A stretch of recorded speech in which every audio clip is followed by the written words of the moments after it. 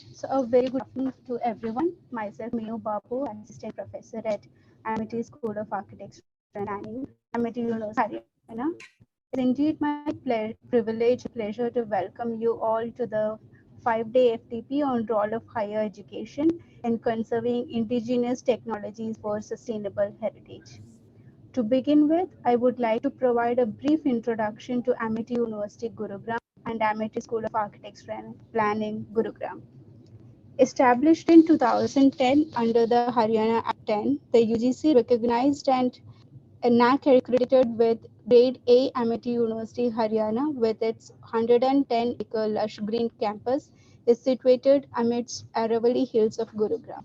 It is India's only and Asia's second university to be awarded LEED USA Platinum certification.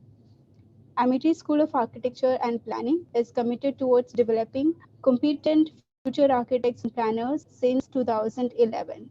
The school is successfully running programs in BR, B Plan, M Plan, Urban and Rural, and PhD, and is recognized by the Council of Architecture and Institute of Town Planners India. At present, 20 PhD scholars are pursuing their doctoral research at the school, while 4 candidates are already awarded the PhD degrees.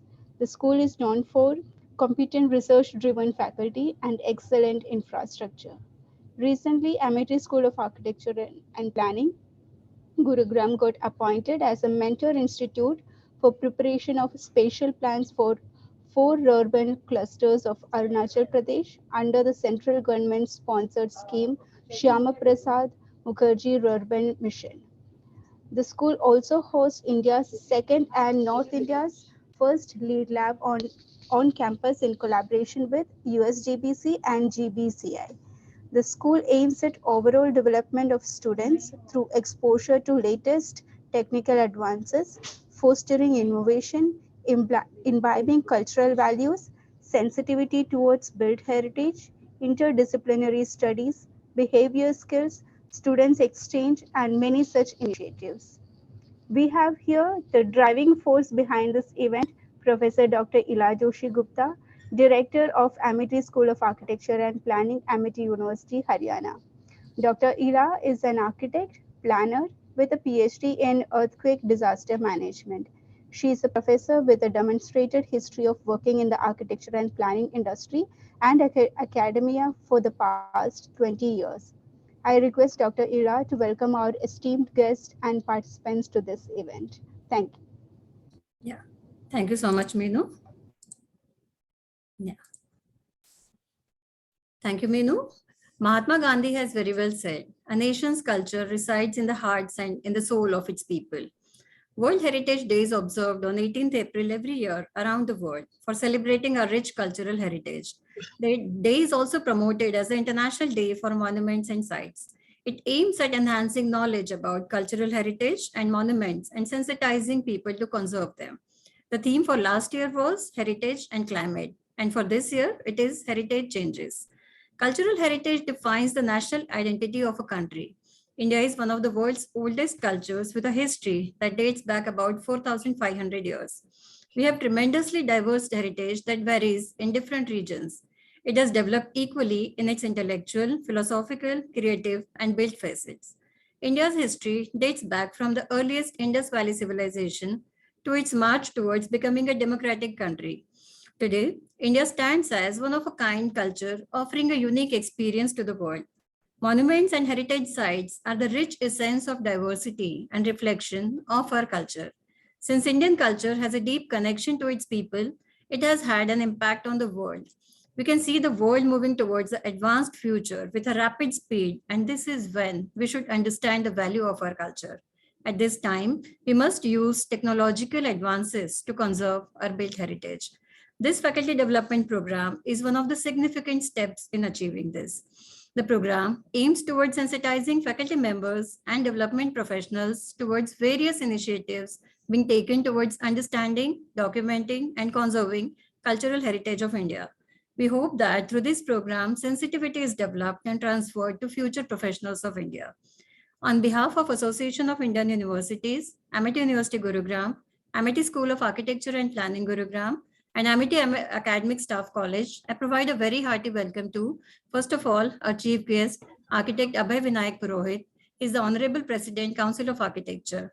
I welcome our guest of honor, Architect Geeta Balakrishnan, founder of Ethos India. She will also be taking the first session of the program.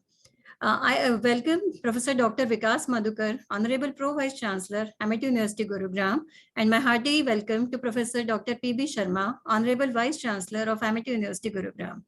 I welcome Dr. Amarendra Pani, Joint Director and Head, Research Division, Association of Indian Universities, New Delhi. I welcome Dr. Sanjana Vij, Program Director, Amity Academic Staff College, and Nodal Officer of AIU, AUH, AADC. I heartily welcome all the members of the organization team who have been working very hard for putting this program together. 96 participants have registered for the program. My hearty welcome to all our enthusiastic participants who have registered from all over India. We have participants from Delhi NCR, Kashmir, Uttar Pradesh, Uttarakhand, Orissa, Karnataka, Kerala, Tamil Nadu, Rajasthan, Chandigarh, Manipur, Maharashtra, Chhattisgarh, and many more, because we are still getting registrations for the program. And last but not the least, I welcome all the students and faculty from Amity University who have taken out time to join us for this inaugural session. Thank you very much, and a very hearty welcome to all of you. Thank you, ma'am. Light fades away darkness. It symbolizes knowledge and wisdom free will. With this noble thought, let us start this evening by lighting the lamp in front of Goddess Saraswati, who is a symbol of knowledge, music, art, wisdom, and nature.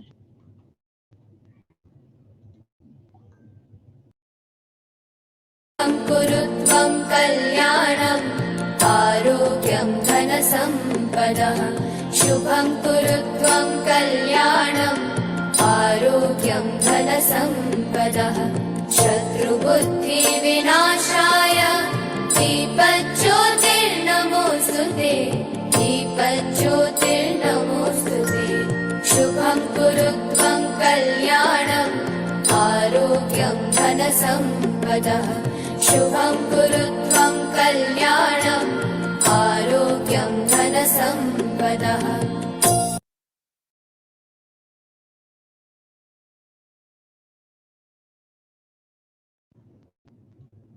Thank you.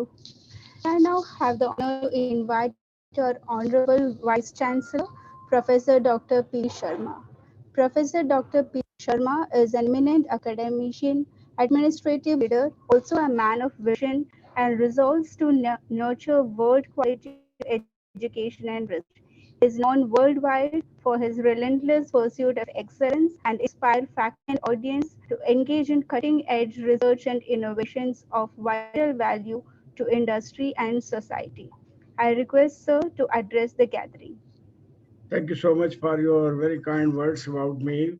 On behalf of the entire Amity University family, may I take this opportunity to extend a very warm welcome to our distinguished guests for today's very important celebration of World Heritage Day at our university and the webinar on role of higher education in conserving and preserving the indigenous technologies for sustainable heritage. I'm so delighted that the Honorable President of the Council of Architecture, Professor Abhay Purohit, would be joining us very soon. And I'm He has already joined. I just saw him. Yeah. What a great privilege and honor then to have. Good afternoon, sir. Despite your busy schedule, sir, you have taken time out to join our program. We are so grateful to you, and we look forward to your kind words of wisdom to inspire us to work beyond the levels where we have reached so far. Today is a very important day when we pay our attention to conserving and preserving our world, our heritage of this great nation. Our nation is known for the grandness of the architecture and also the town planning of the kind which the world witnessed, in fact, from the ancient days until we are now reconstructing our nation to be one of the most vibrant nations on planet Earth. And therefore, it's very important for us to learn from the age-old indigenous technologies and indigenous sciences and integrate them with the most advanced systems of science and technology which are available today for higher education, and then prepare, in fact, that sustainable technology innovations and developments of the kind that will assure not only we preserve the monuments and heritage of the ancient past, but we also create new designs and forms which will inspire tremendous amount of commitment and care for the people, for the planet, and to the environment all around. And it is with this commitment, Amity University, Haryana is deeply committed to ensure that the campus leads by example in terms of planning of the campus, in terms of the buildings that we have, in terms of environment of teaching, learning that we create, and in terms of the ethos which we practice within our university. I'm so happy to say that our campus is LEED Platinum certified campus. We reprocess every single drop of water, wastewater in our campus, and we reutilize the treated wastewater for a variety of good purposes and save millions and millions of gallons of fresh water each year. We also deeply recharge the ground level by 129 harvesting pits that we have in our campus, and that way we are a totally water secured campus, have even been rated as among the top 100 campuses around the world by Times Higher Education Impact Ranking in terms of clean water, clean and potable water campus, in fact. And we are also paying our attention to being a energy secured campus also at the same time. We are reprocessing the entire waste of the campus, including the green and solid waste of the campus, and that we're paying greatest attention. Our care and concern for preservation of the great heritage of our own great country and our ethos is profound, and we wish to, in fact, continue preparing the future-ready workforce, which will have a greater care to maintaining our great heritage and deliver it to the new generations also in the fit and fine form. I commit myself here in the university to ensure that we show our much greater care and concern for the monuments and the great heritage sites and buildings that we have. And I'm so happy that our School of Architecture is led by the eminent Dr. Ila Gupta, who herself is one of the champions for the cause of preserving the heritage and maintaining deep biodiversity. With these words, may I extend to you a warm welcome on my personal behalf, on behalf of my Honorable Chancellor, Dr. Sim Chauhanji, on behalf of the founder president of Amity University, whose vision is driving, in fact, the agenda of sustainability in all our campuses within India as well as abroad. And I wish to extend to you a warm welcome on behalf of my members of the faculty as well as my very dear students. Thank you so much for sparing your valuable time. Professor Ave Purohit, the Honorable President of the Council, and also Madam Geeta Balakrishnan, our resource person for the day. I look towards you with your words of wisdom to guide us beyond our imagination and beyond our understanding of our commitment towards our great nation and to the world to which we are so well committed to be part of now. Thank you. Thanks a lot, sir, for your words of wisdom and advice for a lifetime. On behalf of the Amity Association of Indian Universities, I welcome our chief guest, Professor Bhai Vinayak Purohit, President of Council of Architecture, India, to this event. Professor Abhay Purohit is Principal and Director of Ideas Institute of Design Education and Architecture Studies. Acclaimed professional, he has vast experience of over 25 years with Council of Architecture and has worked on many committees related to education and professional reforms. He is a member of Council for the last 6 years. He is also the chairman of Board of Studies, RTN Nagpur University, and has vast experience of teaching. He intends to bring reforms in architecture education so as to make it internationally competent and to work towards empowering Indian architects to export services globally. Thank you, sir, for taking our time. You may address the gathering. Thank you very much. Vande Mataram. I bring greetings from Council of Architecture to all the participants, Amity University, all the resource persons. Unfortunately, I'm in a travel, and so I'm addressing it through mobile, but I hope that that is going to really serve the purpose.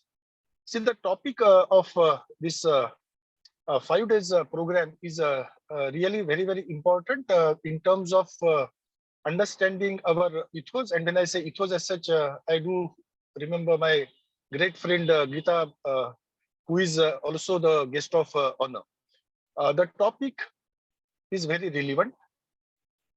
And when we look at it as such, we have to really start in terms of understanding the importance of the documentation related to the indigenous technologies.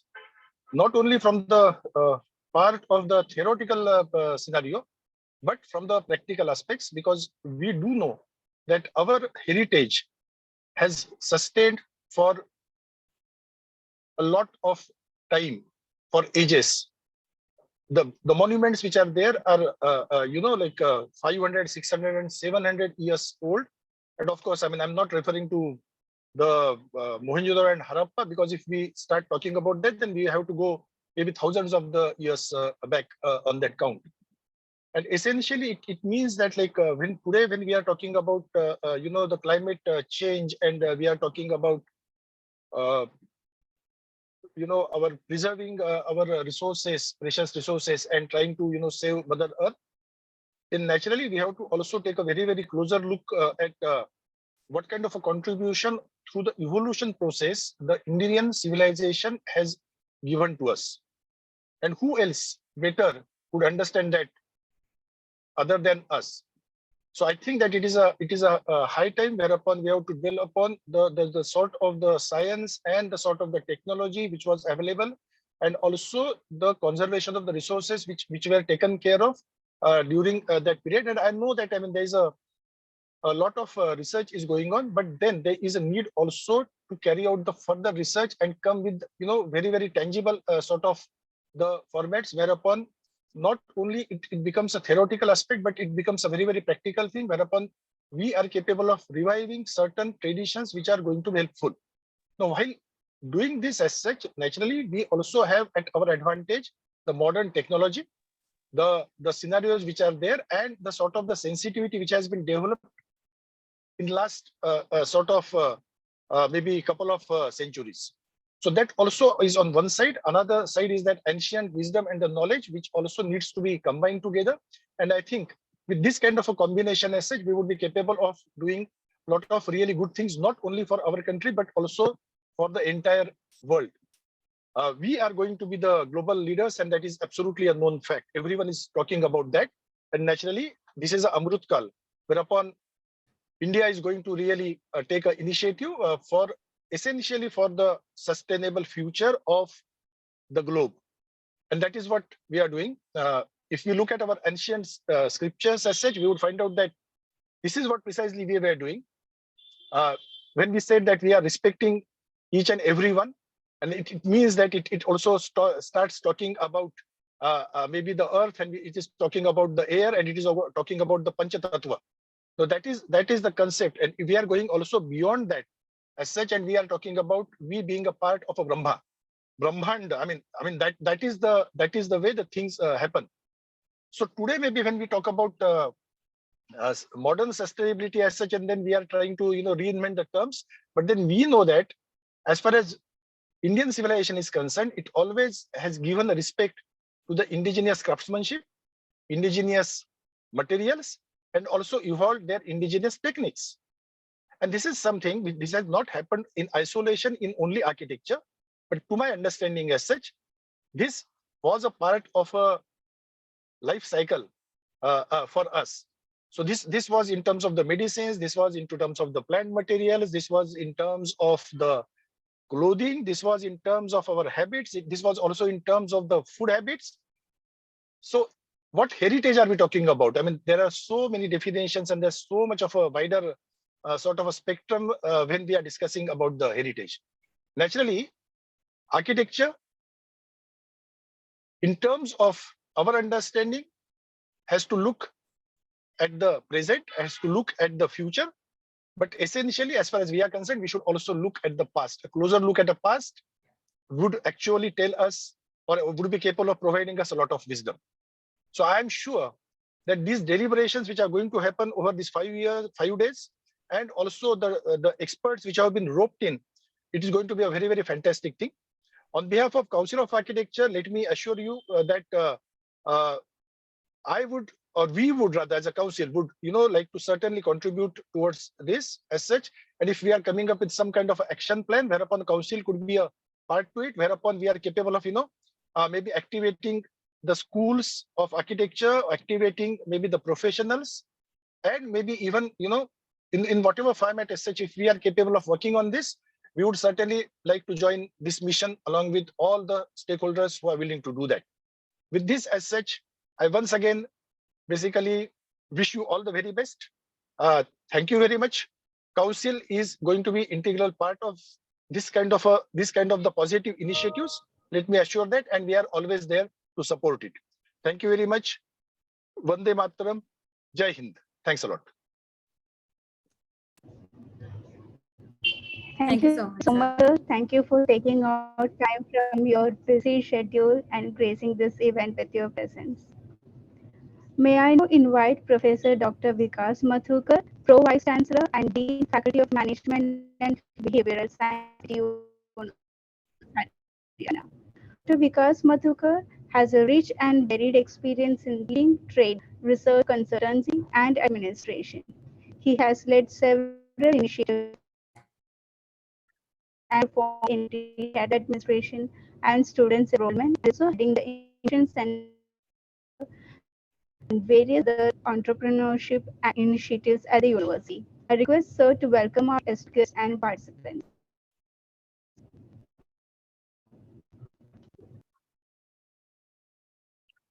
Yeah, Honorable Vice Chancellor, Professor Dr. P.V. Sharma, Dr. Ila Gupta, Director of Amity School of Architecture and Planning, Dr. Sanjana Vij, the Program Director of Amity Academic Staff College, Architect Shri Abhay Vinayak Purohit, President of Council of Architecture, the Chief Guest of this Faculty Development Program, Dr. Amrendra Pani, Joint Director, Head Research Division, Association of Indian University, New Delhi, and Architect Geeta Balkrishnan, who is the founder of Ethos India, a guest of honor of this event, faculty member, head of the institution, and all participants. A very good afternoon and greetings to all on World Heritage Day.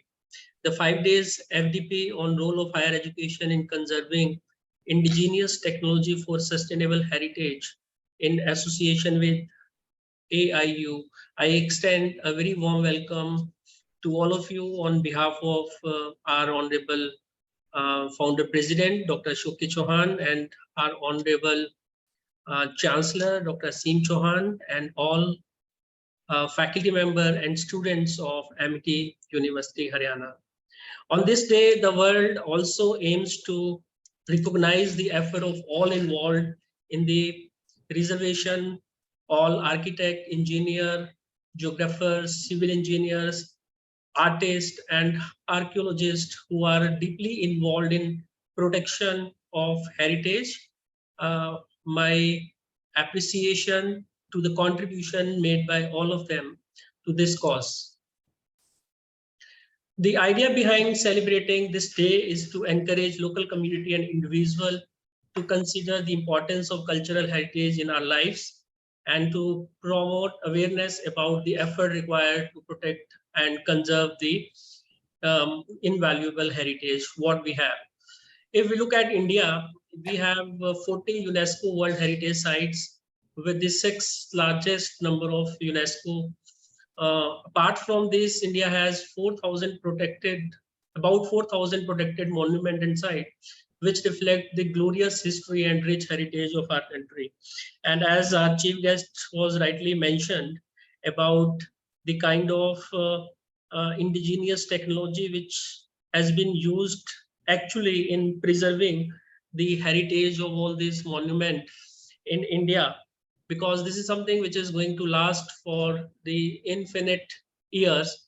And it is really a high time to pay attention on the technology what we should use in order to preserve and conserve the heritage. But unfortunately, with time, some of these historical buildings are fading away, and World Heritage Day is giving an opportunity for us to present the objective and activities of our heritage to the world.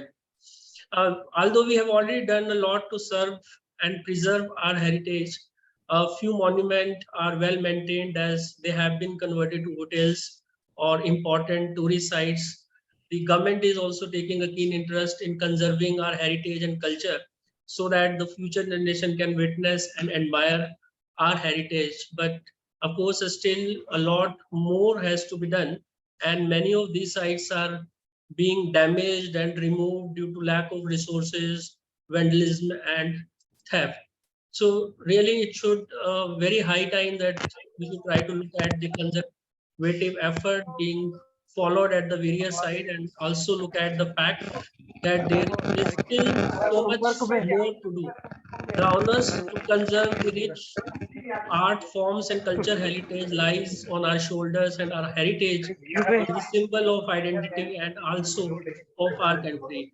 The Vice Chancellor has mentioned about the leading by example, where MD University Haryana is also leading by the example. He had mentioned about the LEED Platinum certificate which has been given to this university, and I'm proud to share that Amity University Haryana is the first university of India and second of Asia to get such a prestigious status, and where the campus is fully sustainable. And I would like to mention here that we have been awarded 33 in Sustainable Development Goal 6 on water conservation, and at 63 in the world in SDG 7, which is energy conservation, by the Times Higher Education Impact Ranking.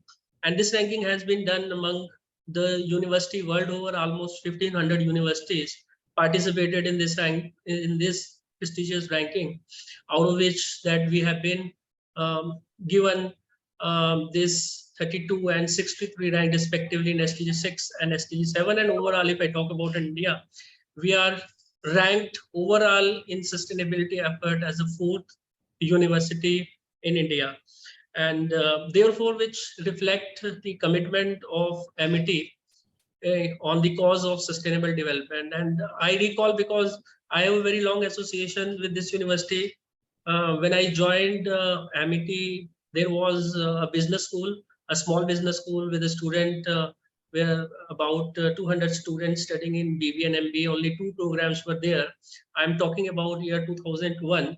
And there was only one building, and then the rest of the area was green.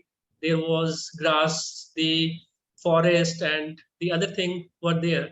And while this building was constructed in 2010 onward, I mean, it took around 3 to 4 years to construct 4 blocks.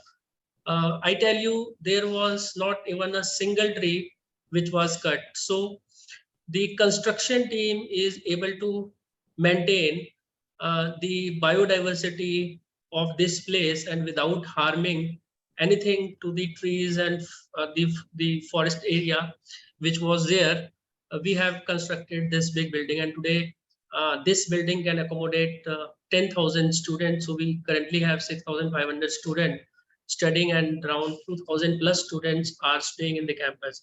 So why I'm talking about this, I'm talking about this, that the most important thing when we talk about the conserving the heritage is the mindset.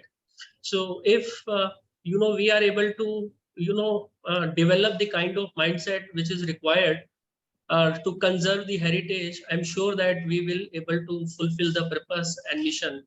And this is why this 5 days FDP has been planned and organized with the support of Association of Indian University, so that the necessary input can be imparted to the faculty member. In turn, these faculty member can be trained so that the training can be further provided to the student to conserve the invaluable heritage. So I'm sure that the 5 days FDP is going to provide a useful insight to all participants and going to add a tremendous value and will have a big contribution in this direction. I wish all the best to all participants, and thank you for giving him an opportunity to be there in this inaugural session. Thank you. Thank you. Thank you so much, sir. Thank you, sir. Thank you for your valuable insights. I'm sure the participants are going to gain a lot from this activity. Now I request Dr. Amrendra Pani, Joint Director and Head, Research Division, Association of Indian Universities, New Delhi, to address the gathering. Dr. Amrendra Pani is a higher education policy research expert with more than 25 years of experience. A research methodologist, Dr. Pani has worked in some of next-level research capacity building organizations like National Council of Educational Research and Training, NCERT, Association of Indian Universities, and in various reputed universities. Dr. Pani has served in important head of the meeting division, Chief Information Officer under RTI Act 2005, editor of University News. Dr. Pani has the distinct credit of drafting and designing the national guideline for Anveshan national research conventions organized by AIU and represented Indian universities at international level. Over to you, sir. Thank you. Thank you so much, Architect Minu, for giving such an elaborate introduction about me. Thank you so much. Good afternoon, Professor P.V. Sharma, Honorable Vice Chancellor of Amity University, Haryana, Dr. Madhukar, Dr. Sanjana Beach, and dear respectable members, those who have logged on to today's program today. First of all, I welcome on behalf of our partnering organization, Amity University and Association of Indian Universities, I extend a warm welcome to each one logged on to this program.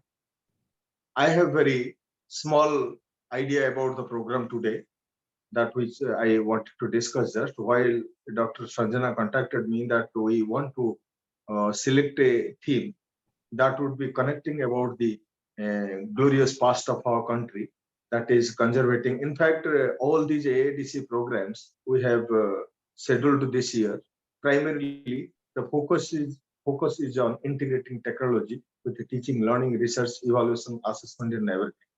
So with that focus, when we decided to connect this topic, the technology orientation integration, with the indigenous knowledge, which is one of the focused area of Government of India, and lots of work is being done, especially within the spectrum, within the framework of this G20 presidency preparations.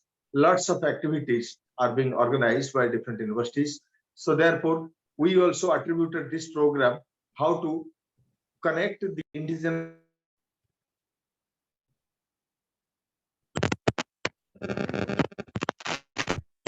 Dr. Amrendra, you are muted. Please unmute yourself.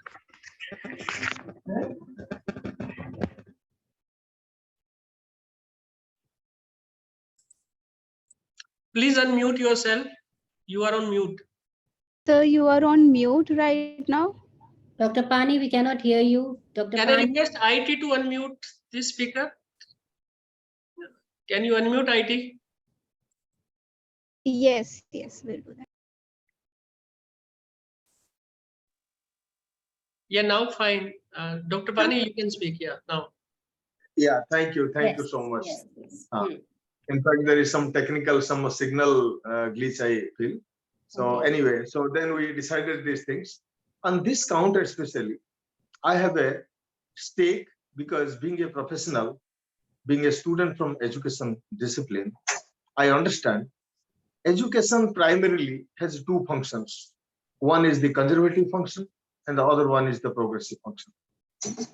In conservative function, one of the essential role of education is to preserve the values, the culture, the ethical standards, the cultural roots of the society, conserve it, preserve it, and transfer it to the next generation.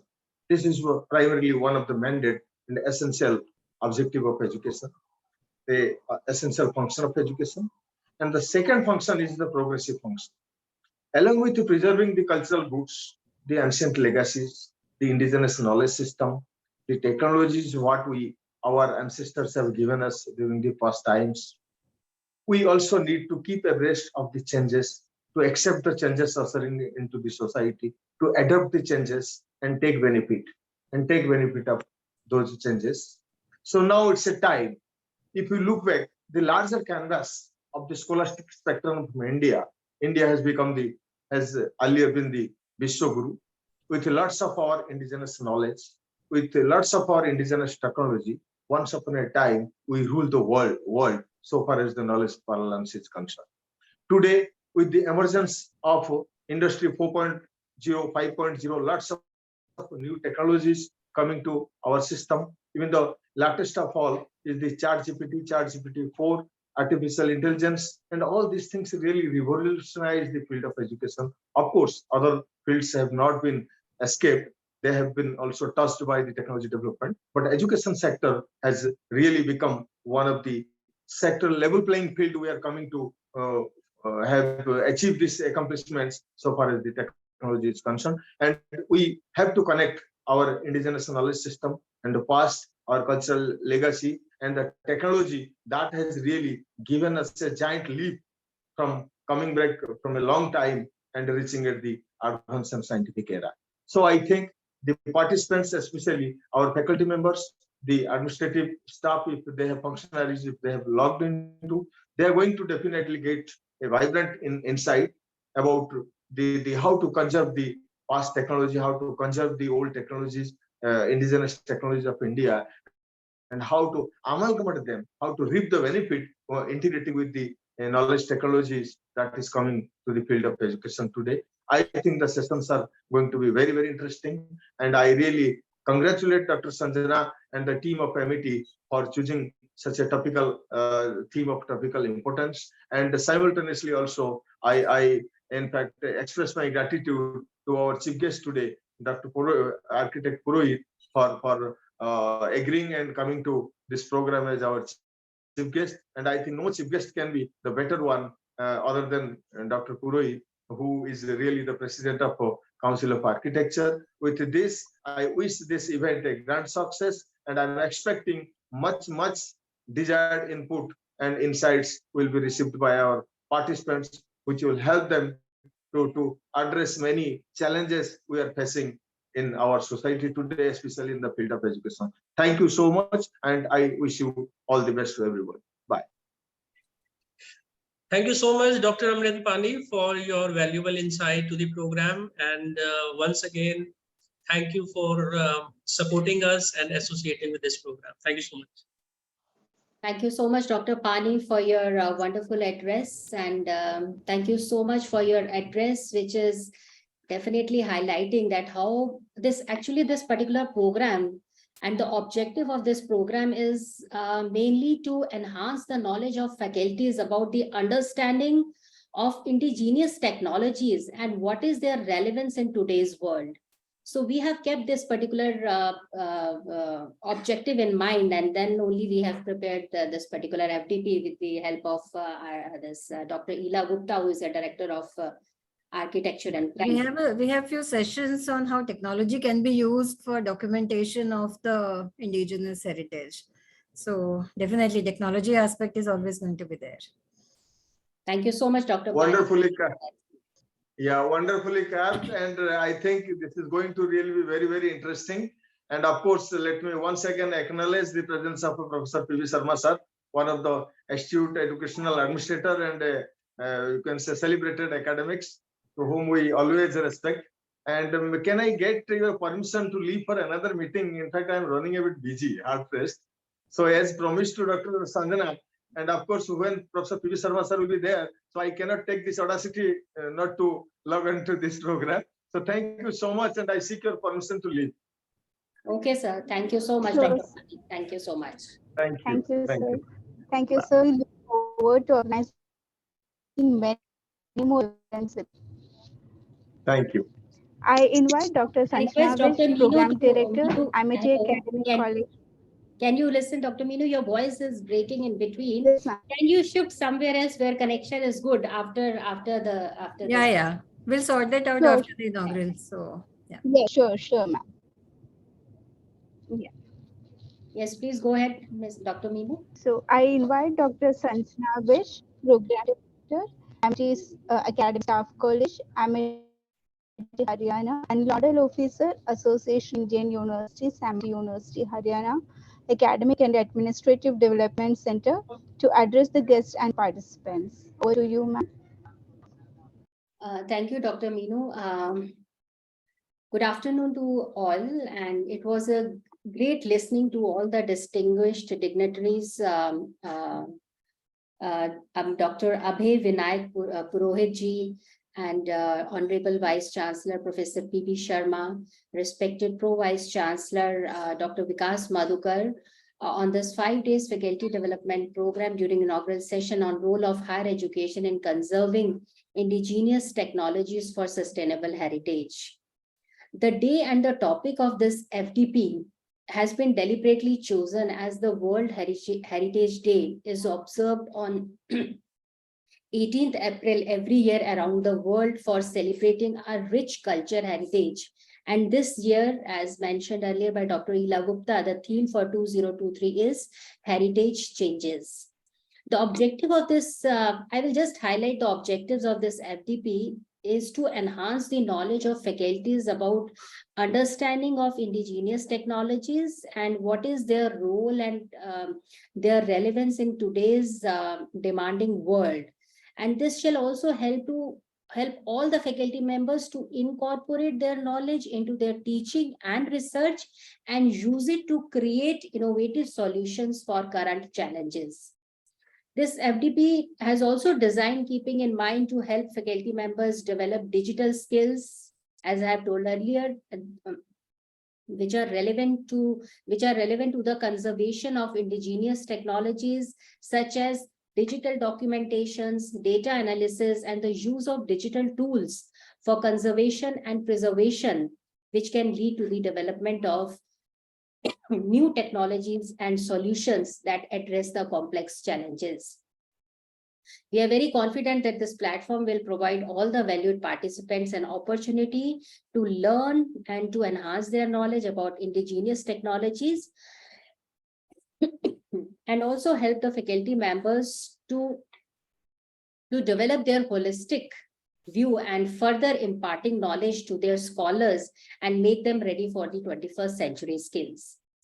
So I would like to thank you all the respected speakers for taking out their precious time to accept the invitation of ours and to speak on the subtopics which are very very vibrant, and you all are going to take these sessions. You are going to attend these sessions.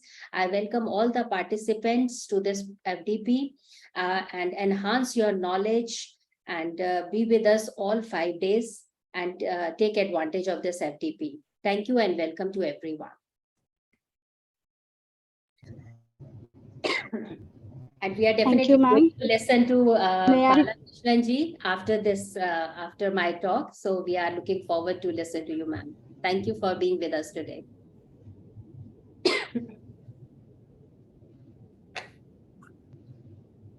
Thank you, ma'am. May I request our guest of honor, Architect Geeta Balakrishnan, to this event. Architect Geeta Balakrishnan recently completed her journey on foot from Kolkata to Dhaka to showcase the essence of unity through design. Earlier this year, she walked a 1,700-kilometer journey from Kolkata to New Delhi to raise awareness on the role of good design can play in changing lives. She is now a trustee of ours, Indian Heritage Cities Network Foundation and Ethos Foundation. She started Ethos in 2002 with the intention of making the architectural and civil engineering community alive to changes happening globally and in our country in the field of architecture and construction. Ethos launched ASIDGE in August 2018 to offer online education modules that give the edge in the field of architecture, construction, engineering, and design. I request ma'am to speak a few words. Thank you. Thanks, Meenu. I'm going to try and keep this short because I have a session ahead and you're going to listen to a lot of me as we go along.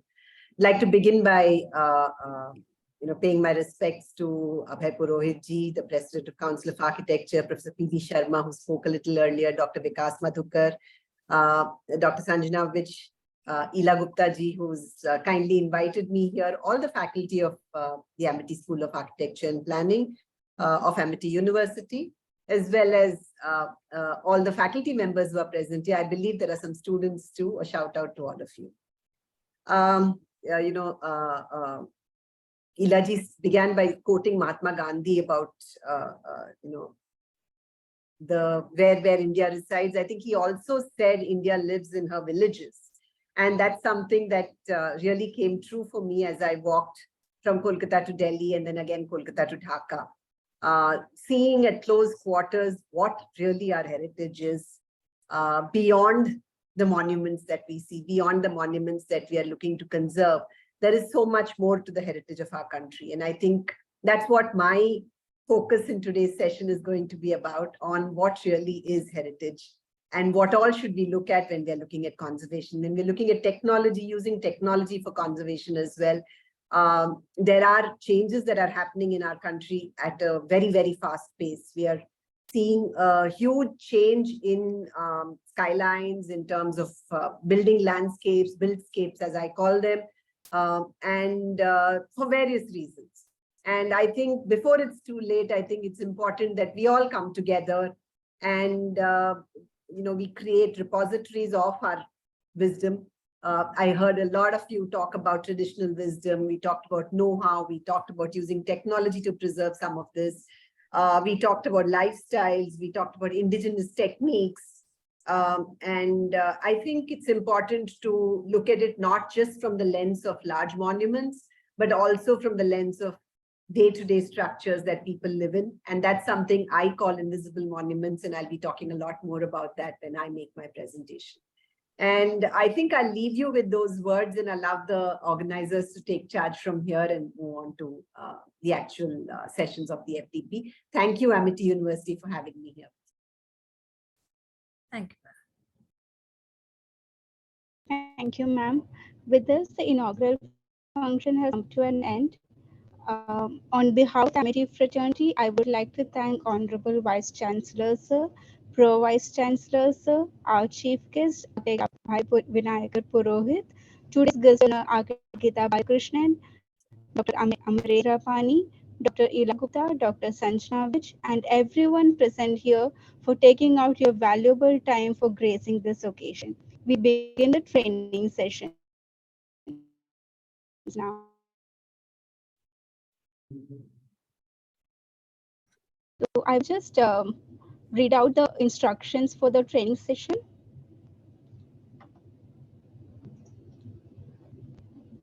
Thank you so much, Purohit sir. Good to see you. Thank you. Thanks a lot. Yeah. So That is how I the can see that technology you are helps. traveling and juggling with time, but it really means a lot to us that you are making that effort for motivating us. No, it's good. Technology has given us advantage, and one of the advantages is that you can join any point of time, anywhere. Yes, sir, definitely. You're transplanting yourself from one place to other. No, great. Thank you very much. And I would also look forward to the outcome of this. Okay, this is very, very interesting. This topic is very close to my heart, and I mean, I think for all of us, as it is very, very relevant. So let us see that how are we capable of taking it forward. Please let me know after the FDP is over. Yeah. Thank you very much. Definitely, sir. Thanks Definitely. We'll send you an outcome report of this. Sure. Thanks a lot. Thank you so much. Bye, everybody. Bye. Yeah. Thank you. Bye. Bye, Geeta.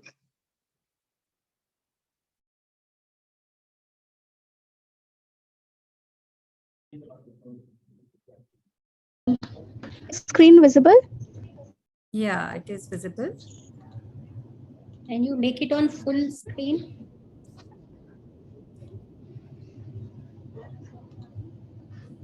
Yes, now it's clear.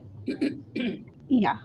So the attendance, we request all the attendants to attend all the sessions, and the attendance is mandatory for all the sessions. So the detailed schedule is shared via email and through WhatsApp group. So if anyone has not been able to join the WhatsApp group, please send your phone number in the chat box. We will add you to the WhatsApp group. And after attending the sessions, you will be given a Google form assessment form, which you will have to submit. And the feedback form also has to be submitted. So Google form assessment and the feedback form will be counted for getting the attendance and the certificates. And you will be receiving the certificates by Monday, which is 24th of April. Yeah, just a minute. Meenu, I just saw on WhatsApp group that some of the candidates are facing some issues in joining the sessions. So Dr. Pallavi, if you're there, you may help them, please. Right? Okay, you Yes, can ma'am. start. We will look into that. Yeah, please look into Try that. to Yeah. share the link as soon as possible. Yes, ma'am. So should we start with the first session? Instructions are done. Yes, ma'am. And one small request Yes. to all participants, please be Instructions careful are with done. your So we have mics. our Let the microphones be off all the time. Yeah, that's all. Continue, Meenu. yeah. Thank you, ma'am. So first session we have our first speaker with our guest of honor architect Kira Balakrishnan. She would be taking the session on the topic influence of Indian cultural heritage on world heritage, observations from walks in India and Bangladesh. Ma'am, you may start the session. You can share your screen. Thank you. Thanks so much, Meenu. Thanks again to Amity University, Dr. Sanjana and Dr. Ila Gupta. I'm just going to share screens. Yeah, do let me know that you can see it. Yes, we can see, ma'am. Yeah. Visible. Yeah, thank you. And like the topic says, it's largely going to be focused on my observations from the walk in India and Bangladesh. And I'm trying to see what are my learnings from it. And I'm glad that it is the first session. So maybe I can give you some food for thought that can carry through the rest of the days of the in the following sessions. I'll begin with this quote, which is by Marcus Garvey, which talks about a people without the knowledge of their past history, origin, and culture is like a tree without roots. And without a doubt, I think we've been talking about it in the earlier session, in the inaugural session as well, that it's very important to look into the past to be able to move into a future that's promising and that resonates with what the people that we are, that belongs to us. So at a glance, what we're going to do is we're going to look at the lens, through the lens of experience, which is my experience of the walk. I'm going to have a quick game with you.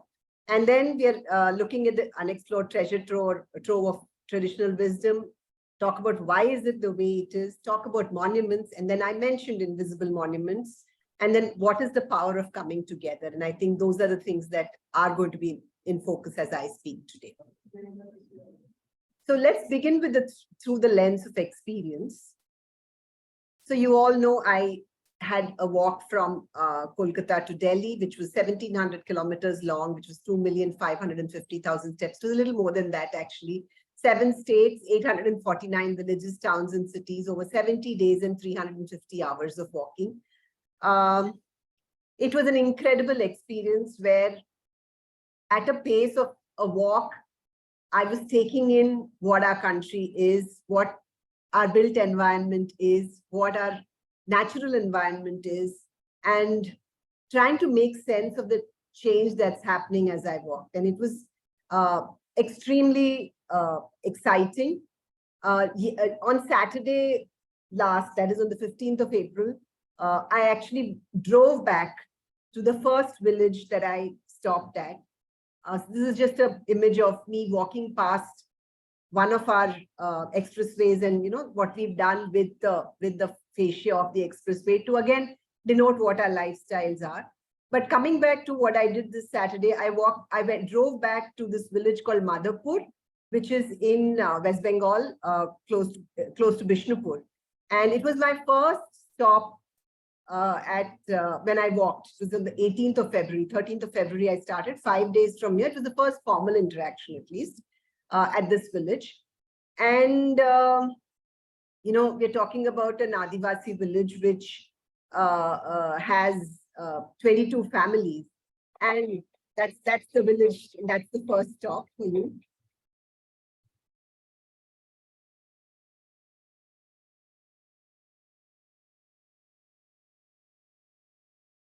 I'd like to quickly ask the organizers if you actually heard the audio. Otherwise, I may have to reshare with audio. Could you hear the audio? Would someone respond, please? No, ma'am, audio is not coming, ma'am. Audio is not coming. So let me just stop sharing it because there are some videos which I think should. Yes, ma'am. When you share, click on share screen button, you can find a share sound button. You can click on that. Let me just do it again, please. You can share sound button. Please click on that. Yes, yes. Apologies on that.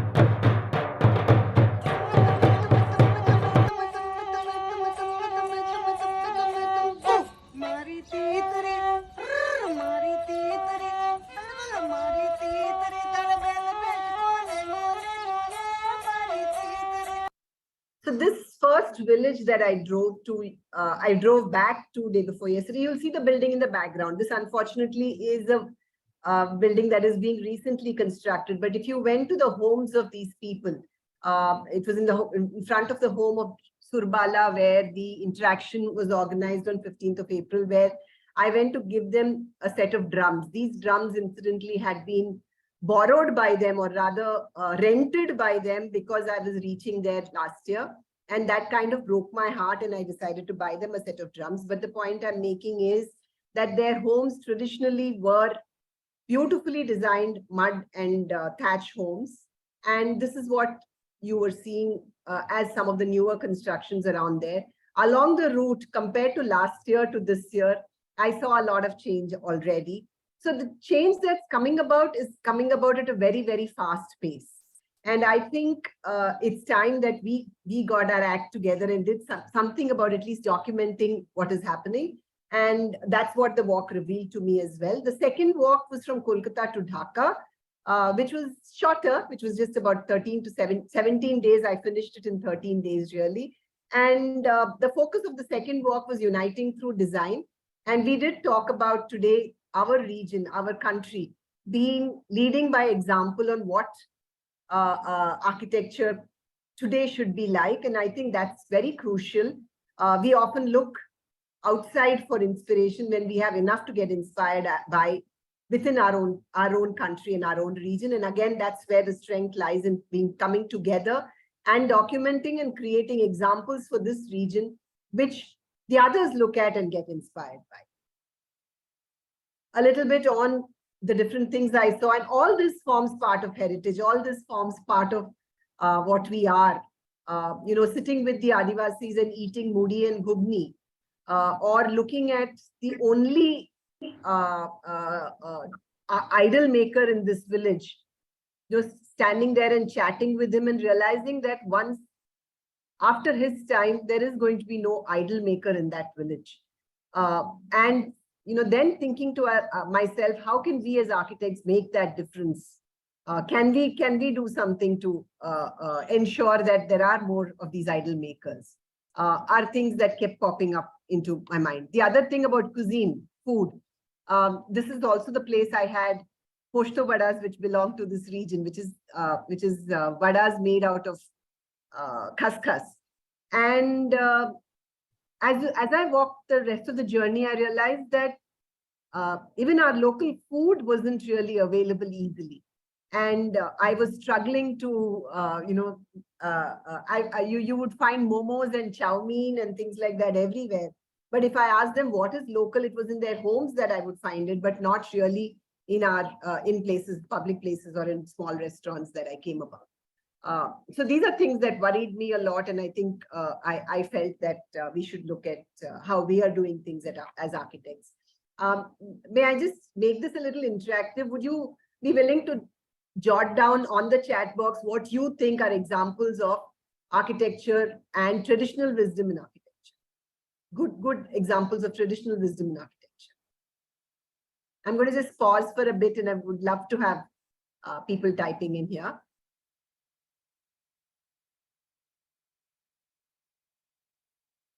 Anybody, please?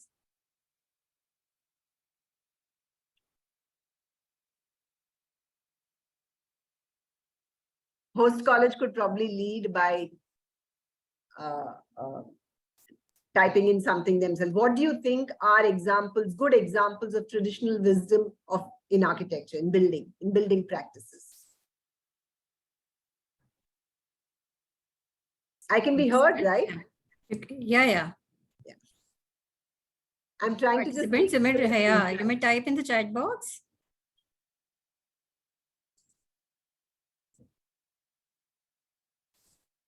Would anybody from the host college want to begin by typing in what good examples of traditional wisdom are? Cob building material, Meenu Babu says. Mud plaster, Anupama Chawla says. Happy to see you here, Anupama. Anybody else? Anything else? What are good examples? It can even be a building that you can unmute and even speak if you want. Yeah. Yes, please. That would be lovely. Wattle and Daub. Okay, thanks, Pratap. Good afternoon, ma'am. Good afternoon to you. Ma'am, I'm M-Plan student from second semester. Yes, Chintana, tell me. Ma'am, like Chettinad houses, this Chettinad vernacular houses. Nice, okay. Yeah. Local waterproofing techniques, Mona Chandra says. So we've got a bunch of things that you think are traditional wisdom, and I'm happy it's coming to this and not what you traditionally expect. I'm not seeing the names of buildings. I'm happy to see that. Moving on. We're going to have a quick game. There are going to be quiz questions appearing. With Geeta Balakrishnan, it's difficult to go without a quiz. I'm going to ask you questions and ask you to type out the answers. Maybe not unmute, but type out the answers in the chat box. It's a multiple choice kind of. Most of the questions are multiple choice, so you will find the answers on the screen. And let's begin with the first one. We all know, I think we all know which temple this is, but my question is, how much does the cupola of the Brihadishwara temple in Tanjavur weigh? How many tons is it? Anjali Verma says 80 tons, and that is the right answer. Good job. Moving on to the next question. Yes, Disha also says. The next question is, in which state do you see this typical style of roofing? Yes, Pratapji, you're absolutely right. It is Gujarat. I'm just trying to make this a little bit of fun. Yes, Kutch Bhunga house is perfect. Very good. The next question. Sorry, I didn't even need to get to the multiple choice. You guys are good. Where would you find this temple complex? Is it Karnataka, Kashmir, Madhya Pradesh, Maharashtra? It is the Khajuraho. Which state is it in? Nope, it's not Karnataka. It's not the Sun Temple. It is Khajuraho in Madhya Pradesh. Yes. Moving on. What's the name of this most famous church / mosque in Hagia Sophia? Well done. If I was to give points here, I think Pratap's doing rather well. Those were your choices. What's the name of this very famous tribal folk art? Varli it is, Anupma. It is spelled as W-A-R-L. Yeah. But I agree that, typing, you're trying to get it right. Which state in India is famous for the Lohi and the Araish plastering technique? Anybody? This is the Araish or the Lohi plastering technique. Which state would you see this in? Okay, I'm giving you the choices. Tamil Nadu, Jharkhand, Rajasthan, or Assam. Jharkhand. Yes, you asked me a question. It is Rajasthan. Mona is right. It is Rajasthan. What, I mean, this, you already have brought this up. What is this technique that you're seeing? Yes, Wattle Daub, it was already a part of your responses earlier. Mughal architecture reached its peak during which century? Was it the 13th, 17th, 19th, or 10th? Yes, Pratap is on a roll. It is the 17th century. The traditional temple theatre of Kerala. I'm not going to give you choices. Let's see if anybody knows. What is it called? Traditional temple theatre of Kerala. Katpuni, no, Kerala we are talking. Katpuni would be Himachal. You have these as your choices. Kovilakam, Nalukettu, Kutamblam and Kottaram. It is Namita, Kutamblam. And the last question I have is, in which state does the Adi tribe build stilt houses of this type? I was looking for, yes, Mona, Arunachal Pradesh, Northeast, not Assam, it is Arunachal Pradesh. Well done. So that's my 10 questions, and I hope you enjoyed yourself. That's just to keep us a little awake. After lunch, it can be difficult. Now, let's look at unexplored treasure trove of traditional wisdom. And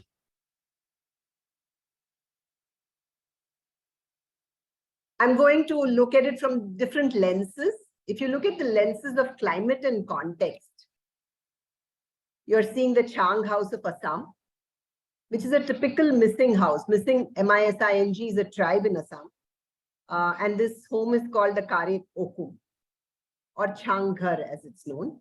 And it's an innovative way, of course, to keep floodwaters, say the home safe from floodwaters.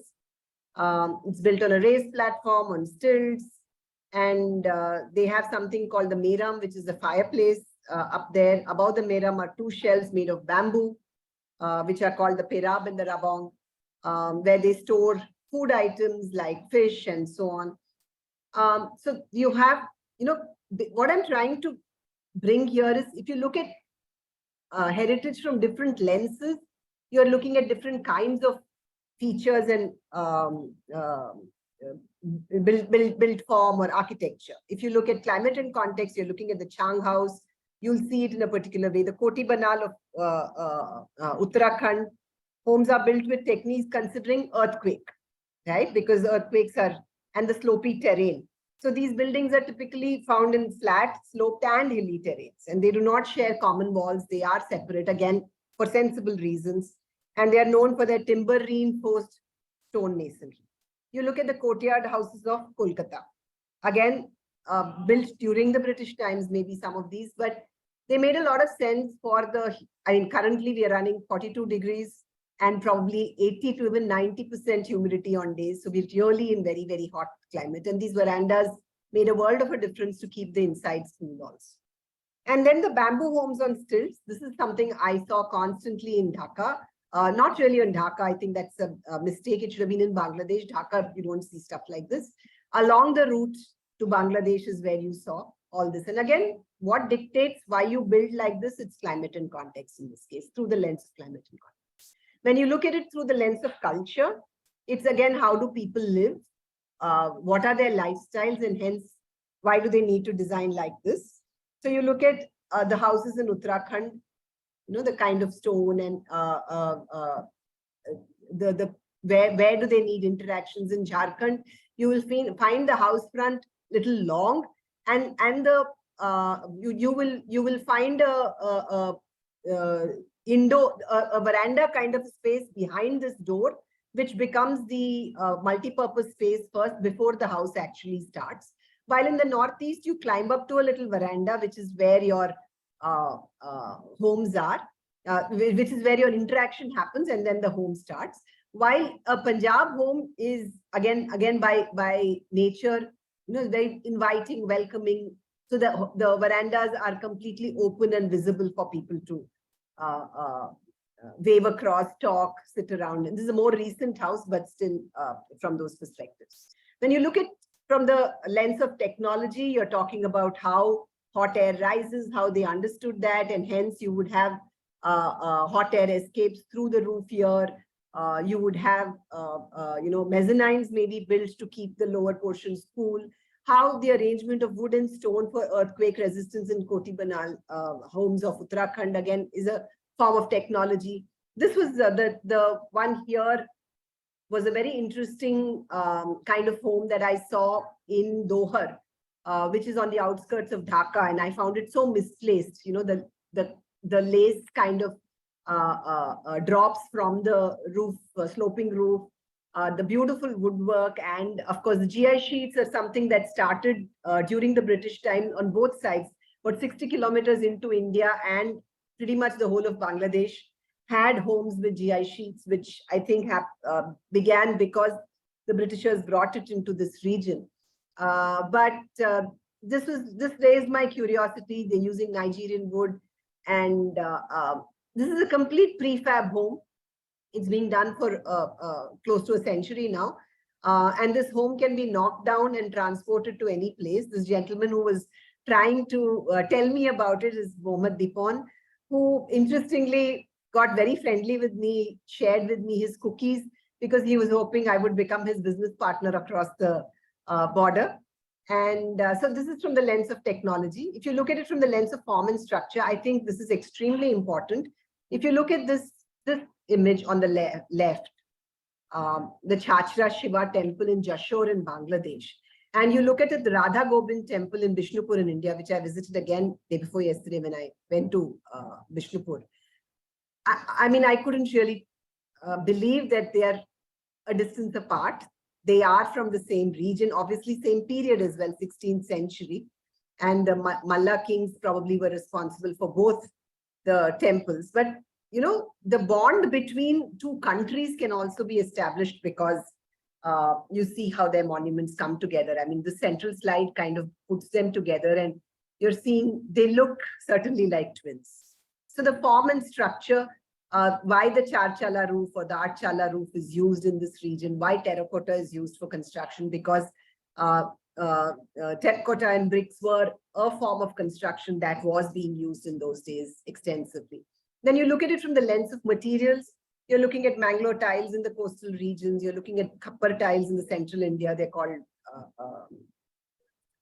Tali and Tali ke ghar or whatever. And then Ikra bamboo in Assam. And then the red sandstone in Agra, even though it's a modern building that has been showcased here. So again, from the lens of materials, there's a lot you can see how our buildings look different, or what examples we will take for heritage. Our heritage sites, according to the UN Heritage organization, is Taj Mahals, Hampi, Agra Fort, Elephanta Caves, Ajanta Caves, Ellora Caves, Humayun's Tomb, Fatehpur Sikri, the Khajuraho, and so on. I'm not sure how many of you remember this, where Tucker Carlson, spoke on Fox News and talked about how to him it appeared as if heritage and built splendor kind of began and stopped with the British Raj in India. And we picked on this tweet by Shashi Tharoor, and we actually put out a course that we had created, which talked about the splendor of Indian architecture, and we invited Tucker Carlson to come and take that course. I think the lesson I'm trying to make here is that we haven't really put out our heritage enough. Yes, we do have these buildings that are on UN heritage sites, probably listed and talked about, visited by tourists and so on. But there's so much more to our country which needs to be celebrated. You look at, Kota stone getting its name from Kota, where it originates from, or Shahbaz stone getting its name from Shahbaz. The Purja pottery tiles coming, are made in Uttar Pradesh using a mix of clay, feldspar. The Katni marble originating from Katni in Madhya Pradesh. The list is really endless if you go on. I think I'd like to also dwell a little bit on, we also need to reach common people. I think that's extremely important for us to make a dent, right? It's not just as architects and as designers talking about the need for conserving, but I think people need to know, and people need to feel and love their heritage, for which we need to celebrate it a lot more. And I spent a lot of time trying to identify buildings or movies where the built form is the protagonist. And I suffered, I struggled a lot. If you look at the movie Fana, this guy, Amir Khan, is a tourist guide showing certain buildings, but again, they are the monuments that you typically see. In the namesake, it's the Taj Mahal that takes center stage, where this character comes back to India, Kalpen, played by Kalpen, comes back to India and he's searching for himself, his roots. And Taj Mahal seems to be his link to India. Umbartha, where Smita Patil acts, is the story of a woman's dream to step outside her four-walled home and bring change in society. And that four-walled home is certainly in the background playing a very important role in this movie. The movie Veedu in Tamil is the story of the building of a home itself and the struggle that a couple go through. You also know Gharonda as a movie and so on. I think we need to also look at ways in which we can celebrate, our buildings and our built form and our traditional ways of doing things a lot more for common people to also appreciate and realize that, the traditional way of building is something that needs to be held on to. Because right now, at least my walk revealed that it's not as important to them really. And how do we build that passion and love once again is something that we need to introspect and look at. Why is it the way it is also something that I'd like to question. If you look at Jaipur as a city, the planning of Jaipur is rooted in the centric Indian philosophy, with the temple of Govind Devaji defining the center that leads to the genesis of the city. The city was devoted to Govind Devaji with Savai Jai Singh as his Diwan or minister. And interestingly, there was Vidyadhar who's credited with the design of the city of Jaipur. If you look at why Jaipur is the way it is, I often think to myself, and this is something that was a recurring theme and recurring idea in my mind as I walked, is who are the people who built these buildings? They obviously were very talented. Even if you look at the people who are helping us today with restoration, they're extremely talented. Do we look at how they live? Do we look at how they led their lives? How they built their homes? What were their homes like? Where did they interact with each other? Where did they learn their craft? How did they school their children, whatever school meant in those days? How did they,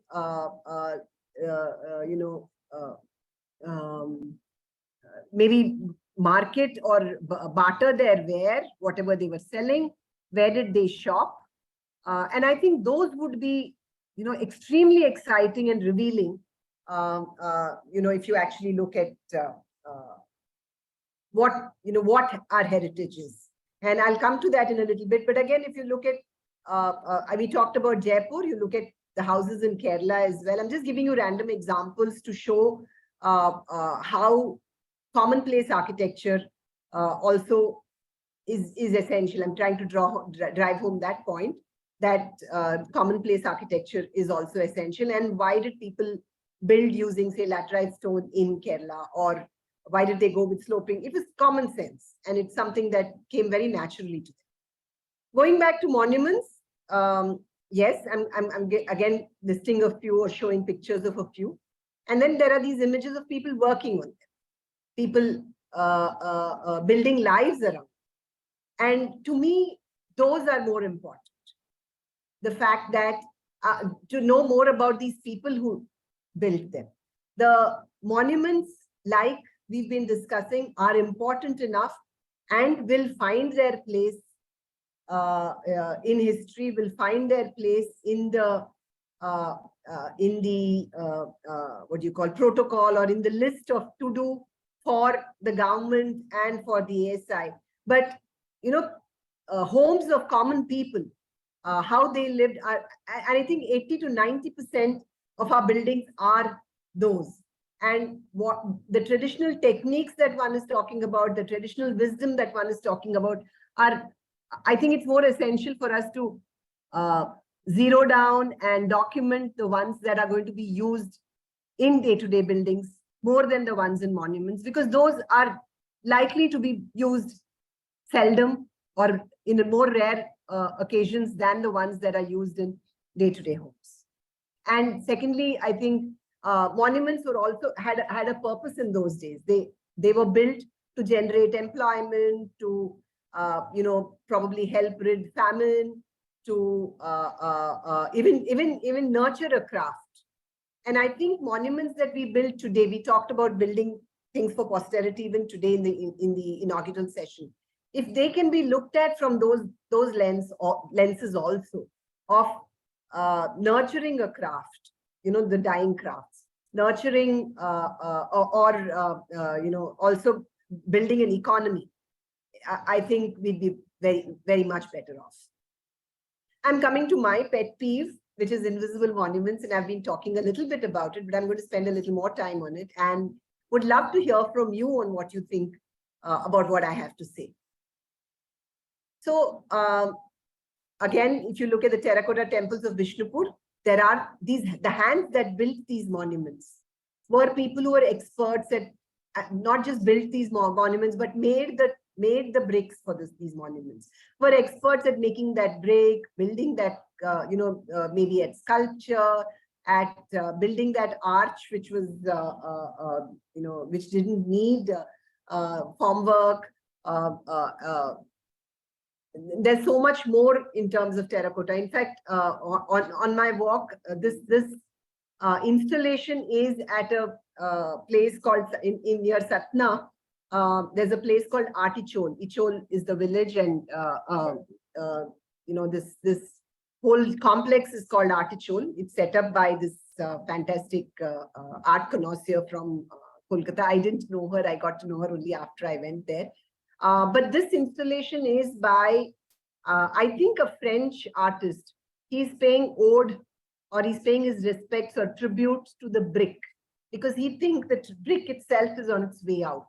With all the newer materials that are coming into use, he thinks that the brick is not going to be a popular material of use very soon in the future. And it was a very poignant statement that he was making through this installation. And there are so many of these structures that I saw along the way. A lot more also on the Bangladesh route. And I think these are the ones that resonated so much with me, because they are built by people themselves. So again, what then is heritage? What then is more relevant as traditional wisdom? I'm glad that the examples that came up were wattle and daub and mud walls and so on. But I think it's essential for us to start, even when you look at wattle and daub or mud walls, what is done in Madhya Pradesh when they're building mud walls is very different from, say, what is done in a Kerala or a Tamil Nadu or Assam or anywhere else. And to understand those differences, in Madhya Pradesh, there was this a person who built his own house in 1972, and I'm going to show you a video of his home. He told me about how they use a byproduct of the rice crop as anti-termite treatment. I mean, where are you going to get nuggets of wisdom like that? And if we don't have oral histories being documented, these homes being documented, and I think there are at least 30 to 40 colleges in this session. If each college said, I will document one, hut or a dwelling unit or a place, an invisible monument, as I call it, in my location, and from scratch, from foundation to finish, and make it free source available to everybody. I think there's so much of give and take that could happen, and there's so much of information that would be made available. Very soon, we are not going to see some of these buildings, and we're not going to have these people who can share that information with us. I'm just sharing this video for you.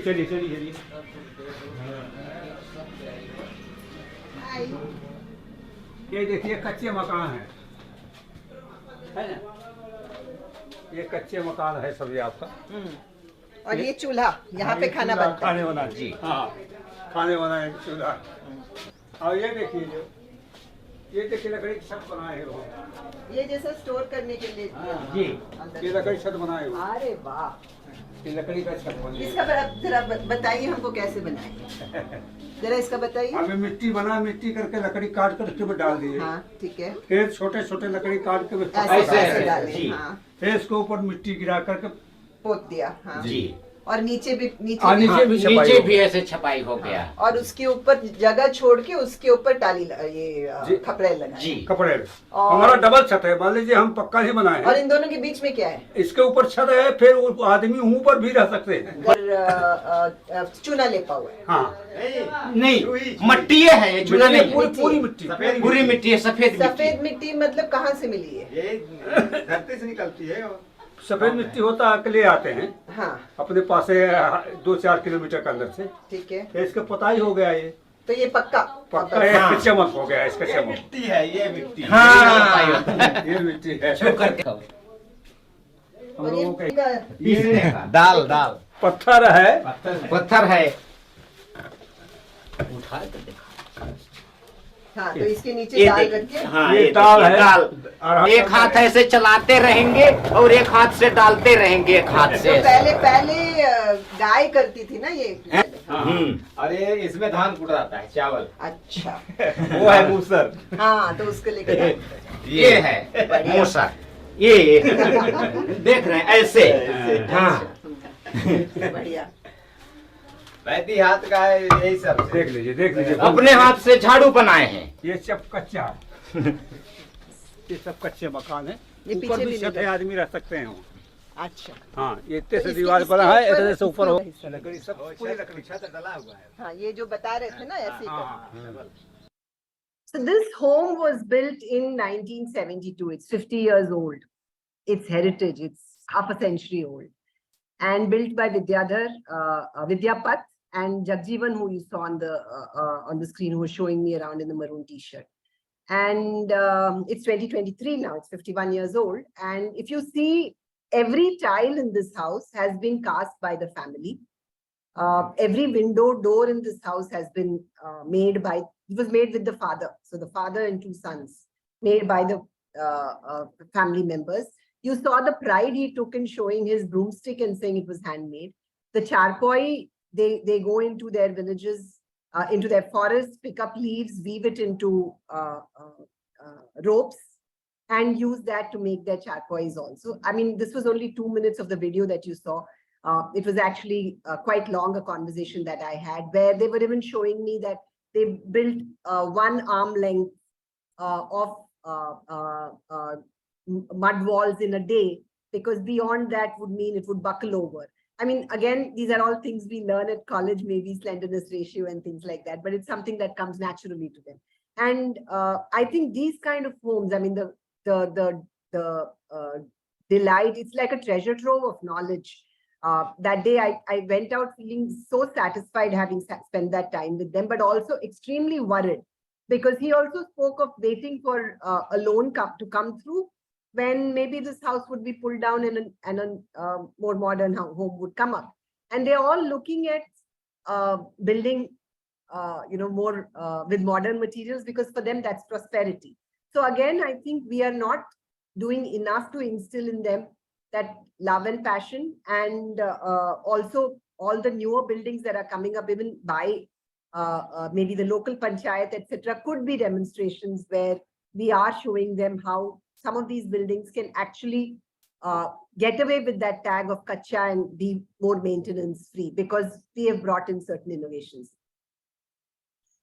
If you look at the route, this is the route that I took in the first walk. It's from this is Kolkata, and then that's Delhi. And you see West Bengal, you see mud thatch, and then you go into Jharkhand, you start seeing a little bit of slate. For roofs in certain places, you see sheet, you see, as you get into UP, you start seeing the, the mezzanine roofs, and then in MP, they become a little more deeper. And the UP and MP look a little more prosperous than the other regions. And so this is the route, and you can clearly kind of at least identify where some of these belong through the features. And then you look at what are the monuments we are building today and what are the causes they are serving. This is the same cross section, and there's some of the newer buildings that have been built in the same cross section.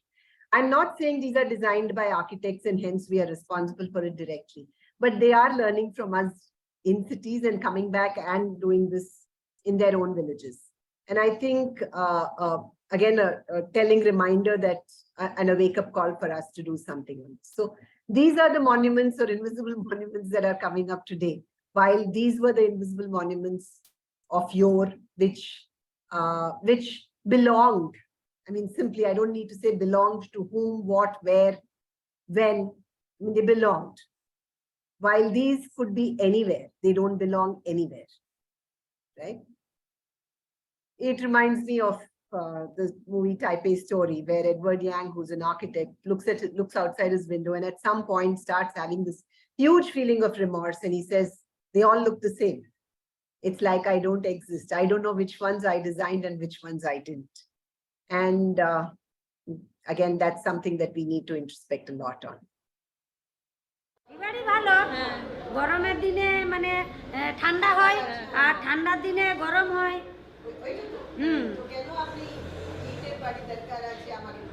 ইটের বাড়ি সবাই ইটের বাড়ি থাকছে তাহলে আমরা মাটির বাড়ি থাকবো তাই থাকবো This is again a firebrand or a showstopper, as I call her, Anjali, who I met at Vishnupur, Banalata. In fact, I went looking for her even day before yesterday when I went, and her duty had shifted, so she was working somewhere else. Unfortunately, I couldn't meet her.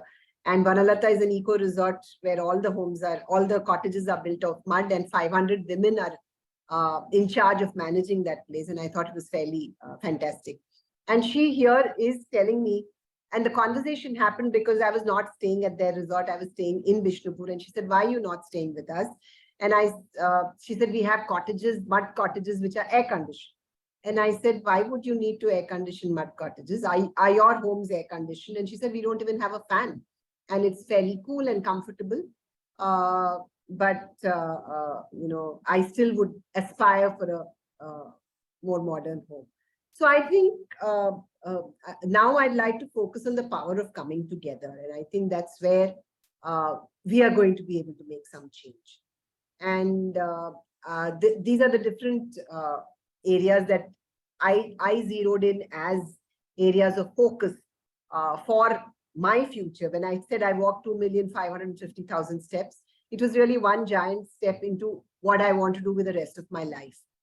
So if I look at the different things I have spoken about the hands that build a little bit. I think they are learning from us in cities and taking it back to their villages and building their own homes differently because they're learning from us. It'll be nice for us to learn from them as well as to how their homes and villages are built, and see if we can look at retaining some of what they have or incorporating some of what their wisdom is into what we are building here as well. And like I always say, they can be our ambassadors, and they can take back messages of how important traditional wisdom and methods of construction are, if only they realized it. And they can realize it if we believe in it strongly enough for us to incorporate some of those into the way we do things. Traditional wisdom, I did talk about that particular home, that particular workshop of the artist who was making the Durga Puja idols. Yes, I saw a lot of that. I didn't see guilds of craftsmen on my route where there was a whole bunch of, say, potters living together. It's become very, very distributed now because there are so many in that whole guild that have taken on different professions. Is it possible for us to incorporate some of those things into our designs? Is something that I'm taking forward as a cause. And I think besides just talking about heritage and monuments on, you know, I think it's important to talk about a more comprehensive approach to our heritage and our lifestyle itself is the heritage of our lifestyle itself also needs to be looked at. And, I think this is also extremely crucial, access to design. I'm not going to dwell too much on the other two because they don't have relevance here when we're talking about heritage and history. But access to design, if you're looking at this person in this particular visual, or Anjali, or Jajivan from the Bharra video, building a new home, and they're building with new materials. When they're building with traditional wisdom, they know how a house assembles itself around a courtyard, how it grows, what kind of roofing, what kind of problems they can anticipate with a mud home. They cannot do all that with the newer materials because they're not familiar with it at all. There was this lady who I encountered in Uttar Pradesh in one of the villages. Rajua was her name. And I had to use the toilet and I happened to use her house. And she said, now you have to pay me fees, come and see my home and advise me. And I see completely, brick and mortar structures being built where there used to be a beautiful mud home, I guess. And even if brick and mortar homes are to be used, if we could, spread awareness, and that's why design literacy and awareness become very important in different ways in which they understand. And those are the conversations I had with them along the way. I had sessions on Mera Ghar. What in their current homes do they find absolutely something that they would not want to leave behind? And how can they take it with them when they move on to their newer homes? And that is where maybe we can play a role in identifying, in innovating, and also then disseminating that information. And we at Ethos are also looking at creating awareness pods, and we've named them Rachna Mandals. Through Rachna Mandals, if we could train locals who could actually become the vehicles of taking some of this information forward to people, is something that we are exploring and intending to do. So yes, I think some of the things that we'd like to talk about together, collaborate with each other, cross-learning of the wisdom, like it'll be so, and I think all this kind of points to the importance of collaborating and sharing. By sharing is when we grow, and I think information needs to be made open source and made available. I think by ground experts, I mean even the local masons, the persons who are, locally currently building Koti Banal homes. Can we actually get them to come and do sessions? Those are all things we are exploring in our through Ethos. And I'd be really happy to look at collaborations, even a session, even the 5-day session here. Next time it's done, maybe 2 or 3 sessions by experts who are actually building with lime mortar or building with mud. They come and they talk in their vernacular, of course, and we find ways to communicate with each other. I think we'll be so much richer. And can colleges work with communities while building these invisible monuments? Like when homes are being built in your locations by locals, can colleges become a resource? Can they run design clinics of sorts for spreading awareness and giving them that little know-how that is required? Can colleges become centers of expertise of vernacular of their regions? And I think this is extremely crucial. Anybody wanting to pick that up, I would love to talk to you a little bit more on how or what I have in mind, and I'm sure you will have enough to take it forward on how the vernacular of the region where you're. I mean, it's a one-size-fits-all curriculum is not what you should be looking at. Can there be colleges that are centers of vernacular for, say, hill architecture, centers of excellence for coastal architecture? And I think those colleges that are located in those regions would be best suited for playing a role like that. Can colleges include local construction practices in their curriculum? I'm sure many of you are doing it, but if it became at least for certain exercises, if it became a mandate of sorts, it will make the students definitely more aware and more empathetic, which is also very important. Can we revisit the monuments and invisible monuments that are being built and understand what their impact is? Can we do a little more of a study on all this? Can we revisit this traditional wisdom of invisible monuments in our respective regions and prove that they are relevant even now? Because people think they're not relevant, we are losing their relevance and losing them very soon as well. So I think together it is our cause and our responsibility to bring the spotlight on to all that is heritage. I'm not saying monuments aren't important. Of course they are important.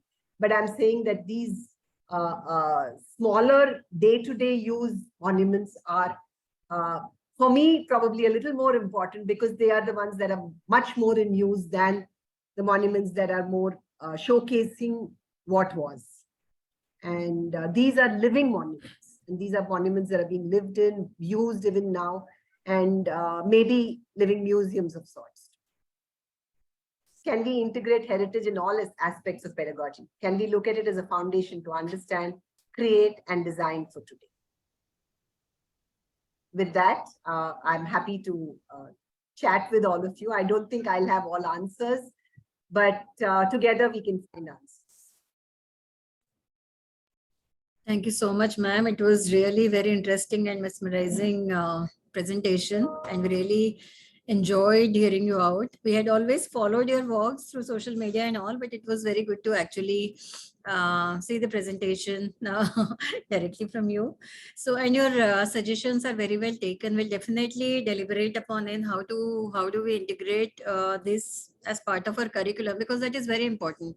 We see these invisible monuments or the local architecture all around us, but yeah, it is not still getting enough attention from the architects, and that is how all the buildings are looking same, like you showed in your presentation. So that is a result of our insensitivities, and how, because I think integrating that in our curriculum is going to need a lot of thought, because definitely modernization is important, it is inevitable. But how to maintain that delicate balance is where our expertise and where I think the outcome of this FDP should come up with. So I think, Meenu, do we have questions for Geeta ma'am? Yeah, I think there are a couple. Should I just read from here and? Yeah, sure, ma'am. Yeah. So I think Deepika has asked, what is the difference between Koti Banal and Katkuni? Katkuni is actually a construction technique, while Koti Banal is the home itself. I think reading a bit on it, you would get to know. Kat means wood and Kuni means corner. So it's how you use wood in construction at the corners and strengthen them. And Koti Banal is the type of home itself. And it comes from the name of a place, Koti Banal actually. Priya says, how can we focus more on invisible monuments, and how can we make citizens become more familiar to more such monuments? I invite suggestions. Anybody, while I can speak, would anybody like to say something on this? What can we do more on invisible monuments? I'm planning to write a lot on it, a lot of blogs and maybe articles. I've been talking wherever I go. I think if, like I said, we are about, how many colleges are we here, Meenu? We are about 30, 40 colleges here? Definitely, yeah. We would be about 30, 40 colleges. If each college says that they are going to identify one invisible monument and document it, you're going to have 30 to 40 invisible monuments documented. And say we come together at the end of 6 months, a year, we decide a date, we come together at the end of 6 months. You could have a beautiful compendium that comes together on invisible monuments, which could be made into a series. Like I said, that's why I showed you those movies where monuments seem to take center stage as far as architecture goes.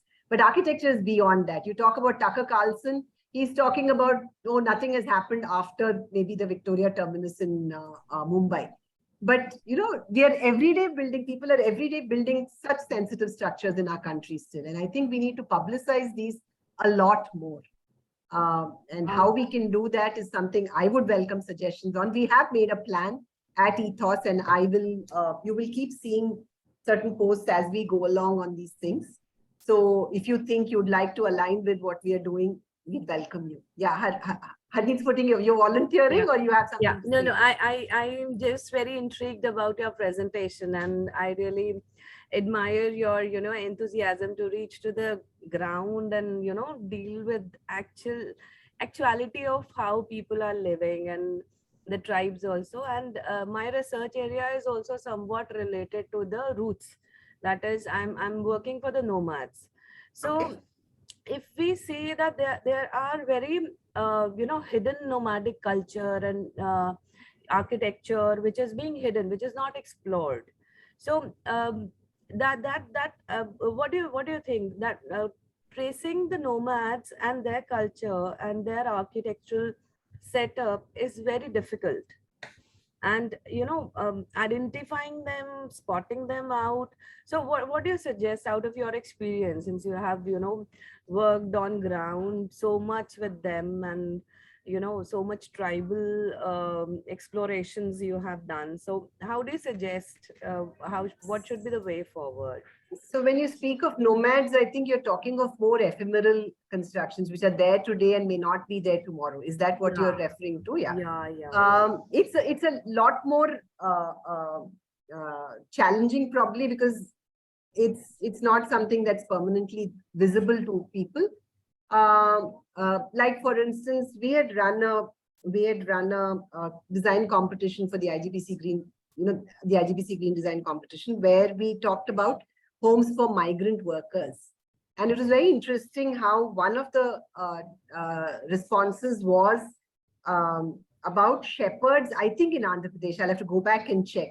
But shepherds in Andhra Pradesh who, for want of greener pastures, literally. Yeah, they are pastures. Literally greener pastures.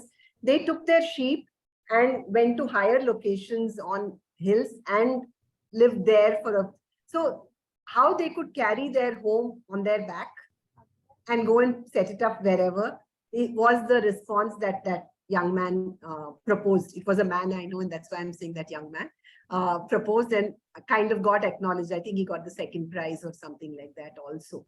So I think it's a challenge, but you'll first need to begin by identifying which communities these are.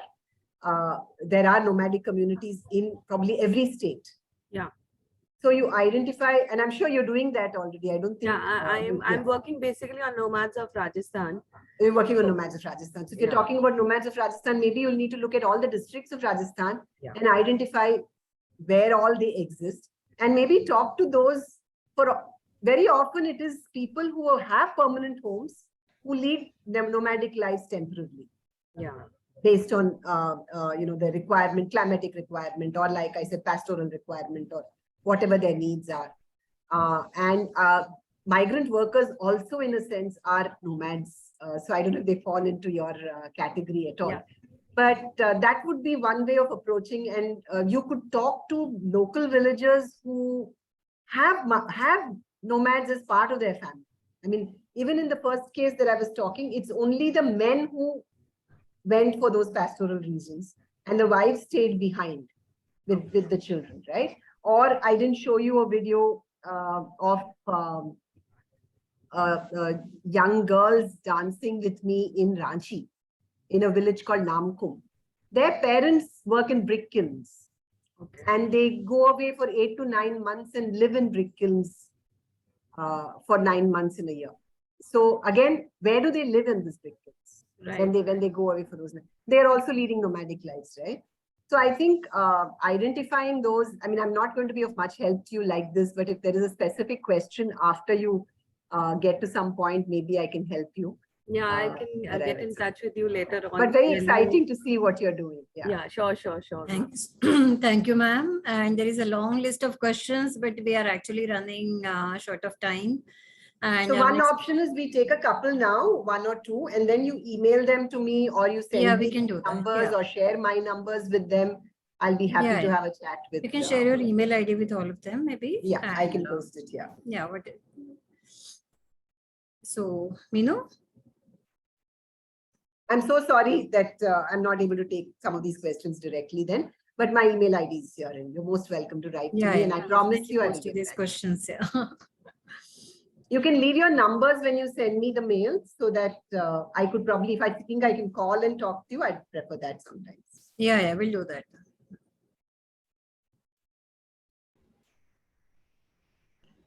So, ma'am, shall we move on to the next section?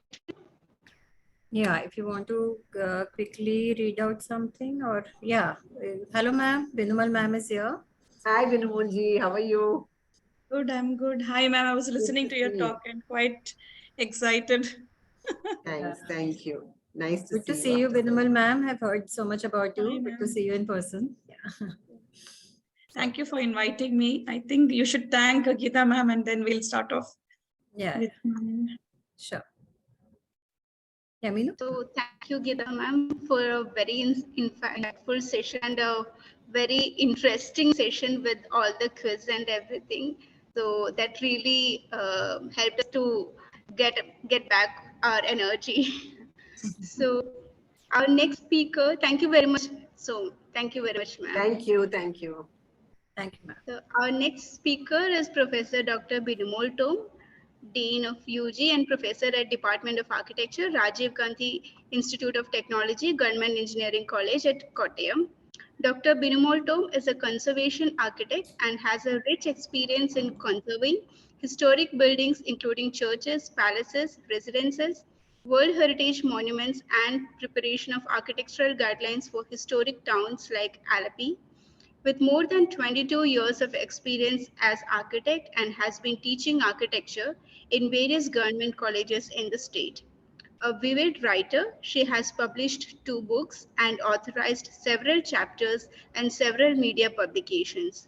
She has deliberated in various national and international forums and is an elected member at the Council of Architecture. For a term. Dr. Binumal would be taking a session on the topic Influence of South Indian Heritage on Sri Lanka, the Tale of Travancore and Kandyan Kingdoms. Ma'am, you may share the screen and start the session. Good evening, everyone.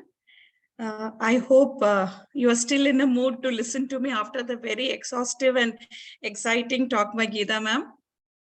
At the onset, let me thank Dr. Ila Gupta and architect Meenu Babu, as well as Amity, for giving me a chance to be with you all.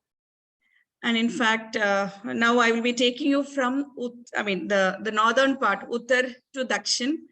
Excuse me for that sudden, it would be a sudden jump from the north to the south. But anyway, I'll make the transition quite slow. That's why in between I was just trying to add more slides so that there will be a transition for you after listening to Geeta ma'am. So as it has been titled, because I think this FDP started with a different, that's what I was told over phone, that you're trying to connect Indian heritage with the heritage of other countries. And that is the time when I had just given an intact scholarship to study the city of Kanti. And I had just returned back and I was very excited to say that I found a lot of similarities between my own place, as it is called God's own country, Kerala, and Kanti, especially in terms of food, in terms of clothing, and also in terms of architecture, which is our food. So I pounced upon this topic, and hence now we are here.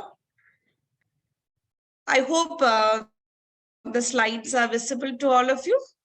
Should I put it on slideshow mode? Okay. Yes, ma'am, you can put it on slideshow. Yeah.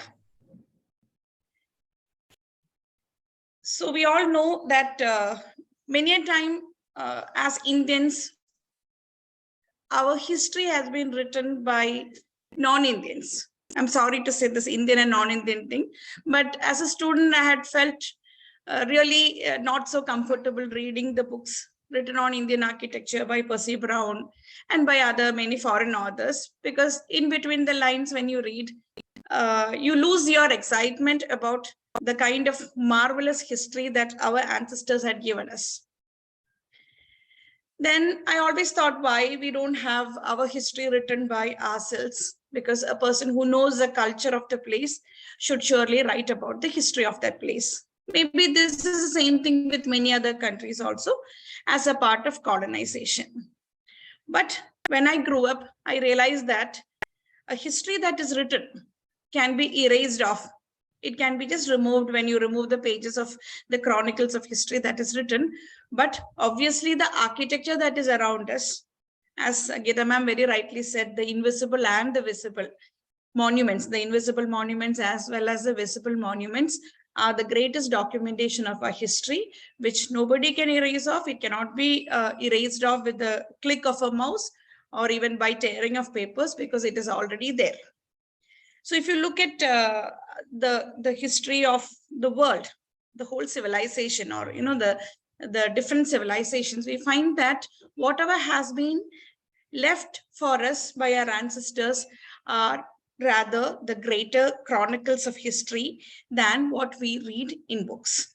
And so we are privileged as architects or architectural historians to have these books with us, which is open to us, which doesn't talk to you. It's not an interactive thing, but we need to sense and understand and analyze and comprehend from it. And since I think most of us here, as the speakers as well as participants, are all interested in history, and that's why we are under the same roof now. So for us, history is an umbrella term which consists of whatever has happened before. Maybe even yesterday is a history for me. So the past events, which as well as a memory of the past events, the discovery of the past, or whatever, I mean, the collections, organizations, the presentations, interpretations of these events, either as story, as folklores, or as architecture, or not so well-known architecture, or the architecture without architects. Everything becomes part of the history. And as lovers of history, we seek knowledge of the past using all the sources that are available. And that is why historical research becomes extremely difficult, because many a times you find that certain things are connected, certain are disconnected, some are living, some are non-living. So we need to find the connection and then correlate them so that you can present in a very chronological manner. And that's why historical research becomes very difficult. But at the same time, that difficulty is something that makes it all the more exciting. But for us, architectural historians, we have the greatest of the documentation of history, which is in our buildings alone. Our buildings, because I feel that every historical building that we encounter, whether it is a protected monument or a non-protected monument, or it is a invisible monument, or even if it's just a piece of history, a piece of construction technique that has been left over by our ancestors, that becomes a book for us, a Bible for us to read and analyze and synthesize from it. And now, since we have gone through history, we know conservation is something that backs up whatever we have as a historical monuments or historical artifacts. And conservation is not just looking at a building or a monument as such. All of us know that it talks about ecology movement. It talks about energy crisis. It talk about monuments and historic sites, landscapes as well. But again, it has got a wide range of interpretations where we say that some needs to be outrightly preserved. Like, for example, the silent destruction of the rainforest of Silent Valley has to be outrightly stopped and it should be preserved. While we talk about sustainable development, where we say that in India or in many countries, we have a lot of resources which are there in the villages or not so developed areas, which needs to be understood, learned, and that technology can be brought out in today's modern scenario, and then it can be reused, because we know that the way in which we are eating up the resources of this mother nature is not going to sustain us for a longer time. And then obviously there is another range of interpretation where we look at conservation as a management of historical cities to accommodate new economic activities, so on and so forth. And the whole so that is a range of conservation. Now we are looking at the philosophies of conservation. In general, we talk about care, stewardship. That is, I am taking over what is there that has been given to me by my ancestors and giving it off to the next generation. And everything is based on the what do you say, as one of the most important lamp written by Ruskin, the lamp of truth. And the whole theory of conservation revolves around respect for value and authenticity of the remains of the past. However insignificant the remain is, the authenticity of that remain is highly significant. And for us, conservation as a profession maybe has been instituted, or rather has been taught to us, educated to us, mainly by the writings of John Ruskin, William Morris, Gilbert Scott, and also the works of the French architect Violet Ledoux and other groups, maybe starting from the 18th century. And that has become the kind of education that has been given to Indians per se. And then we started off our conservation, forgetting that we had a past which spoke about the philosophy of conservation, which is slightly different from the European sense of having a building or artifact conserved in a very linear manner, which is known as Jirnodharana. Jirnodharana is the Indian philosophy of conservation, which revolves around the beautiful concept of the 5 stages of life of a human, starting from Balya. Balya is the young age when you're born, to your Kaumaram to, that is your adolescent age, to your middle age, to your older age, and finally to death.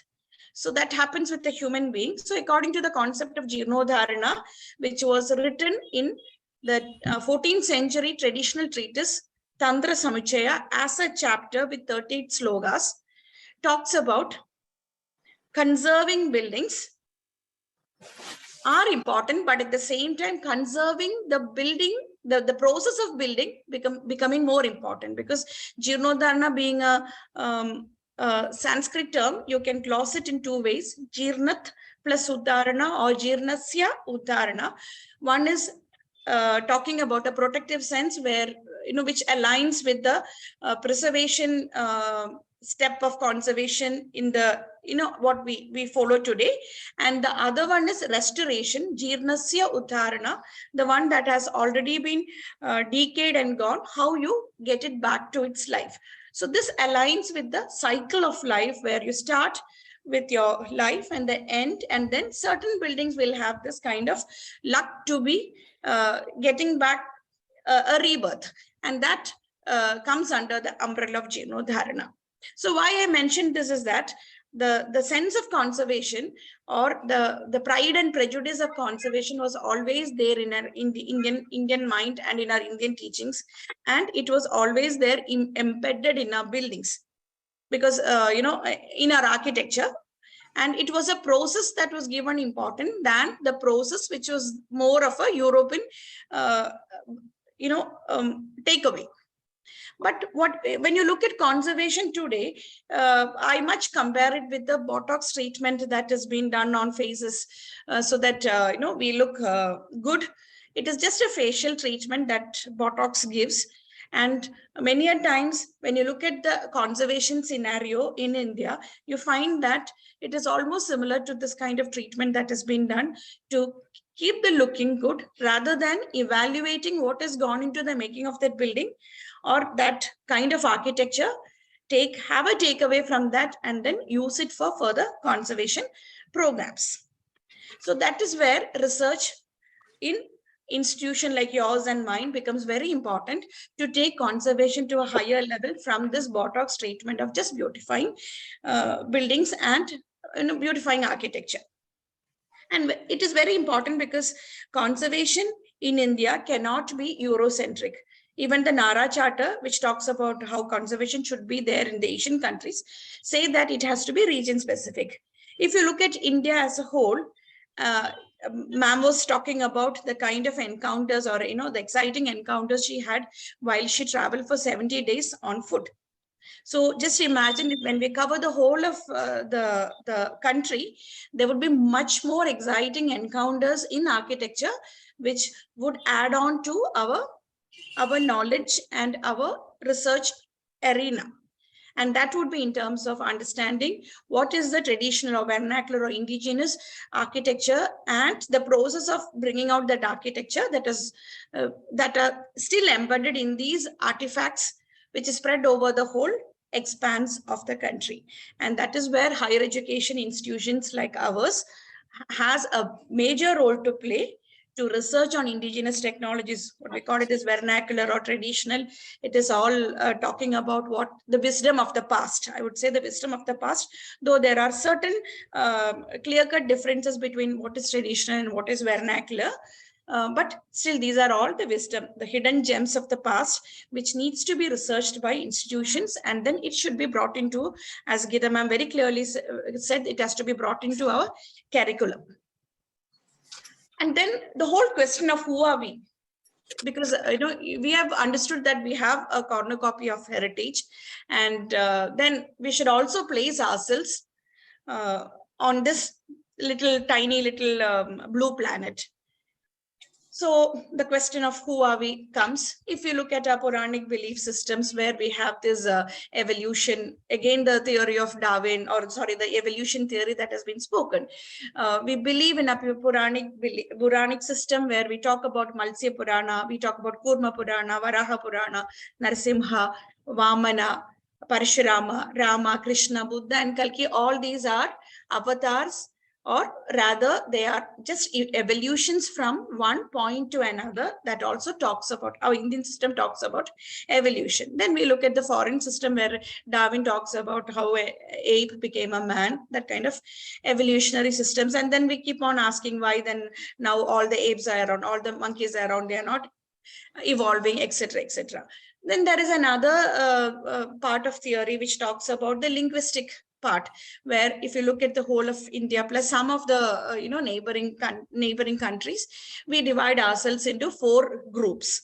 Linguistic groups, which is the Indo-European groups, the Dravidian groups, Austro-Asiatic groups, and the Tibeto-Burman groups.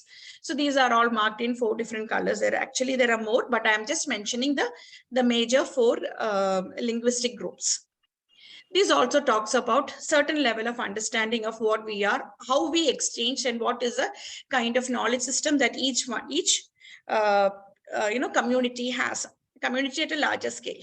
Then obviously we have a lot of archaeological evidences, but the current genomic studies actually takes us to a different platform where we really understand who we are by knowing that there is a paternal family story and a maternal family story, and the story has been relived or retold because there was a fossil of a Harappan lady which was digged out in Ranigarh, and the DNA was studied, and that DNA matched with that of the African, what do you say, as the paternal, that is the genetic scientists, they found that Indian Y chromosomes were from the African young, most recent common ancestor, maybe a grandpa of ours who lived 160,000 years before the period when the Ranigarh fossil had actually formed.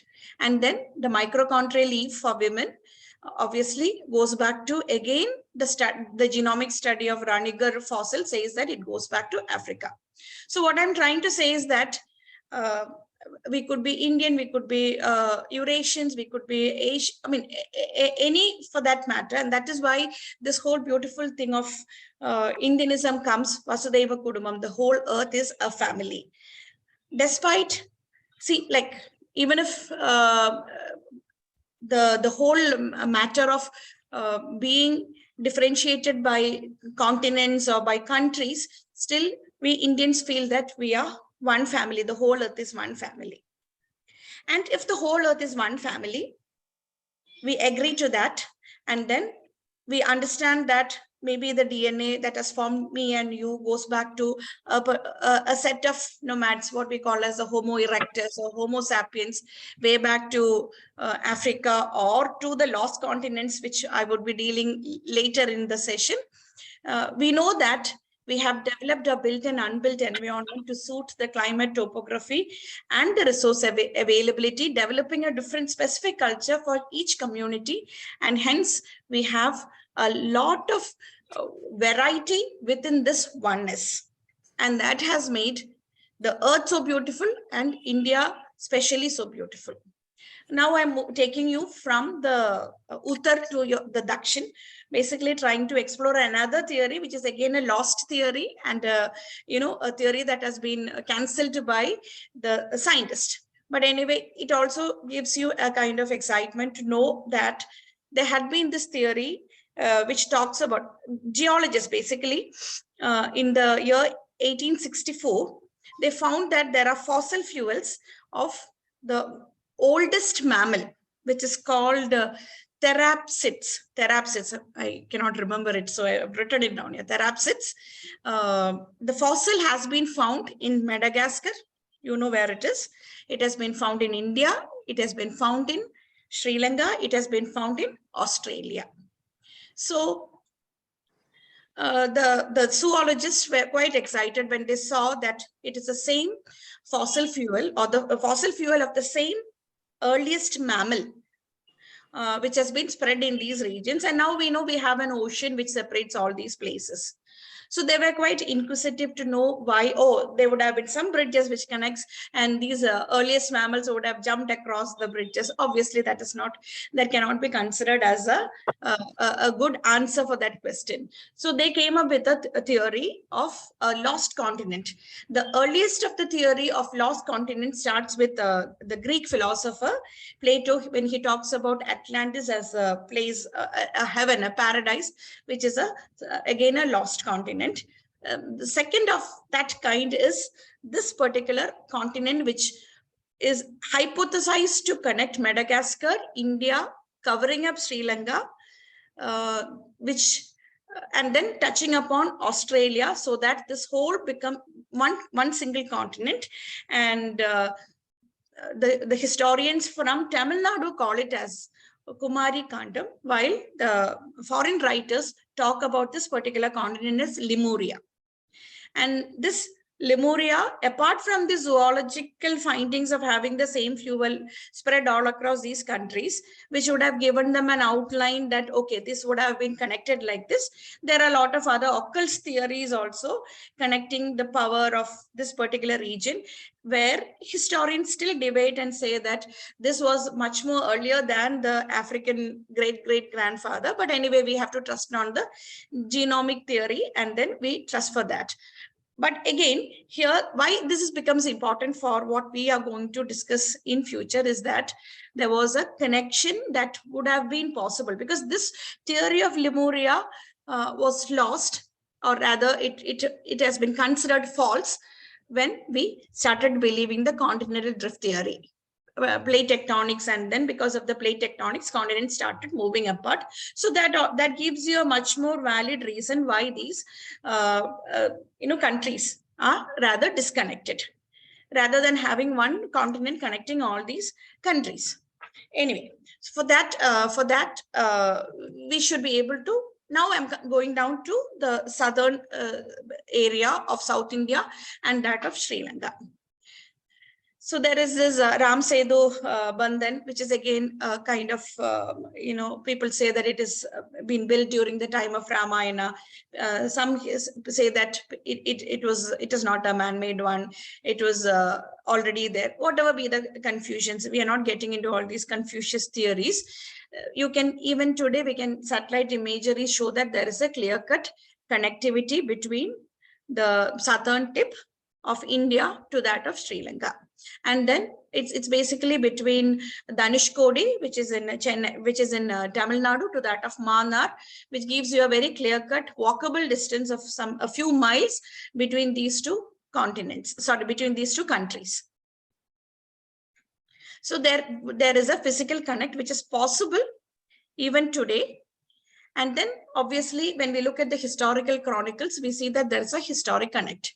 One of the earliest, that is the 5th and 6th century epic, Shilapadigaram, which was written by Prince Ilango Adigal of Tamil Nadu, or rather, then it was never called Tamil Nadu or Kerala, it was the Sangam age, mentions that a Sri Lankan king, Gajabahu I, who was also known as Gajabahu Gagamini, who reigned between 113 and 135, he had a military competence and he had endurance, resulting in extensive involvement in South Indian politics. So that writing in this epic says that there is a particular king in the Sri Lankan region, or then Lankan region, who had a contact, who had enough and more military competence, who had a political, what do you say, the kind of connectivity with that of South Indian rulers.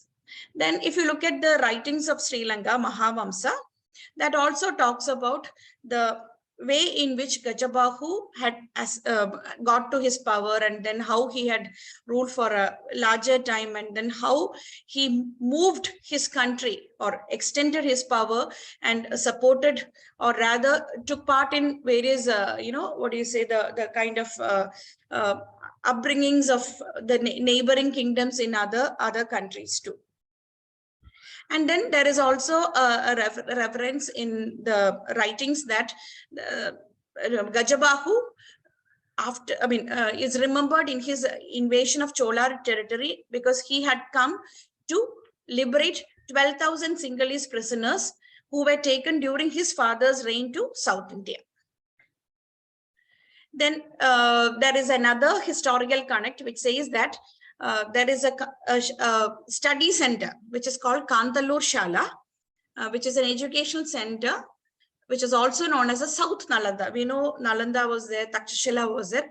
So there was an equally important Nalanda, which is a South Nalanda, known as Kantalur Shala, which existed between 9th and 12th centuries in the geographical boundaries of present-day Kerala.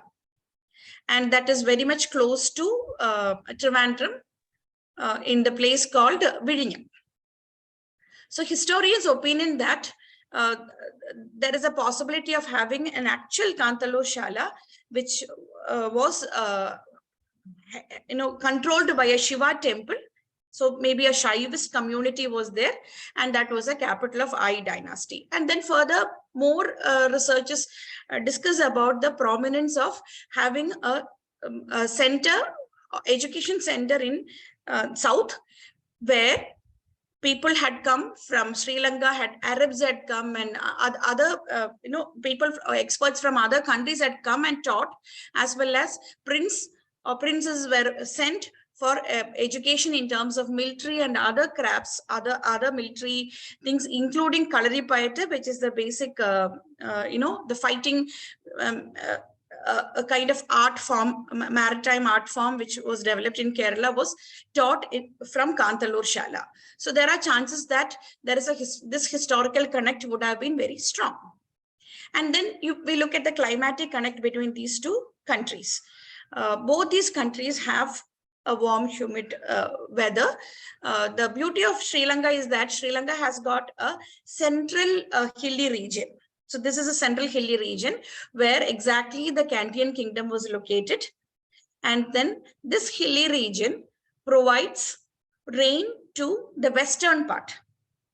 Similar to how rain happens in Kerala, we have the Western Ghats onto the eastern side. And so the sea breeze that brings in, the moisture and all other water particles along with the breeze will be controlled and directed, and then this Western Ghats provides us maximum rain. Unlike Tamil Nadu, Sri Lanka, since the central hilly part of Sri Lanka is not as long and as huge as the Western Ghats, the rain shadow region of Sri Lanka is less. So there are 4 monsoons for Sri Lanka.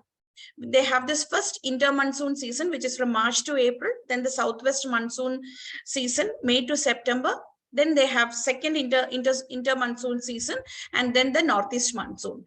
Here in Kerala, because of the Western Ghats, we have 2 heavy monsoons, which is the northeast monsoon and the southwest monsoons. So the rain, the climate that has been given because of the wind and the rain has produced the kind of living, whether it is in terms of the cuisine, whether it is in terms of the clothing, or in terms of architecture related to climate. Then obviously there is a religious connect. We all know that Sri Lanka is a Buddhist country, or the predominant religion is Buddhism. And that Buddhism also moved from India to Sri Lanka. the origin of Buddhism in Sri Lanka is from India. In Kerala, though it is a Hindu predominant.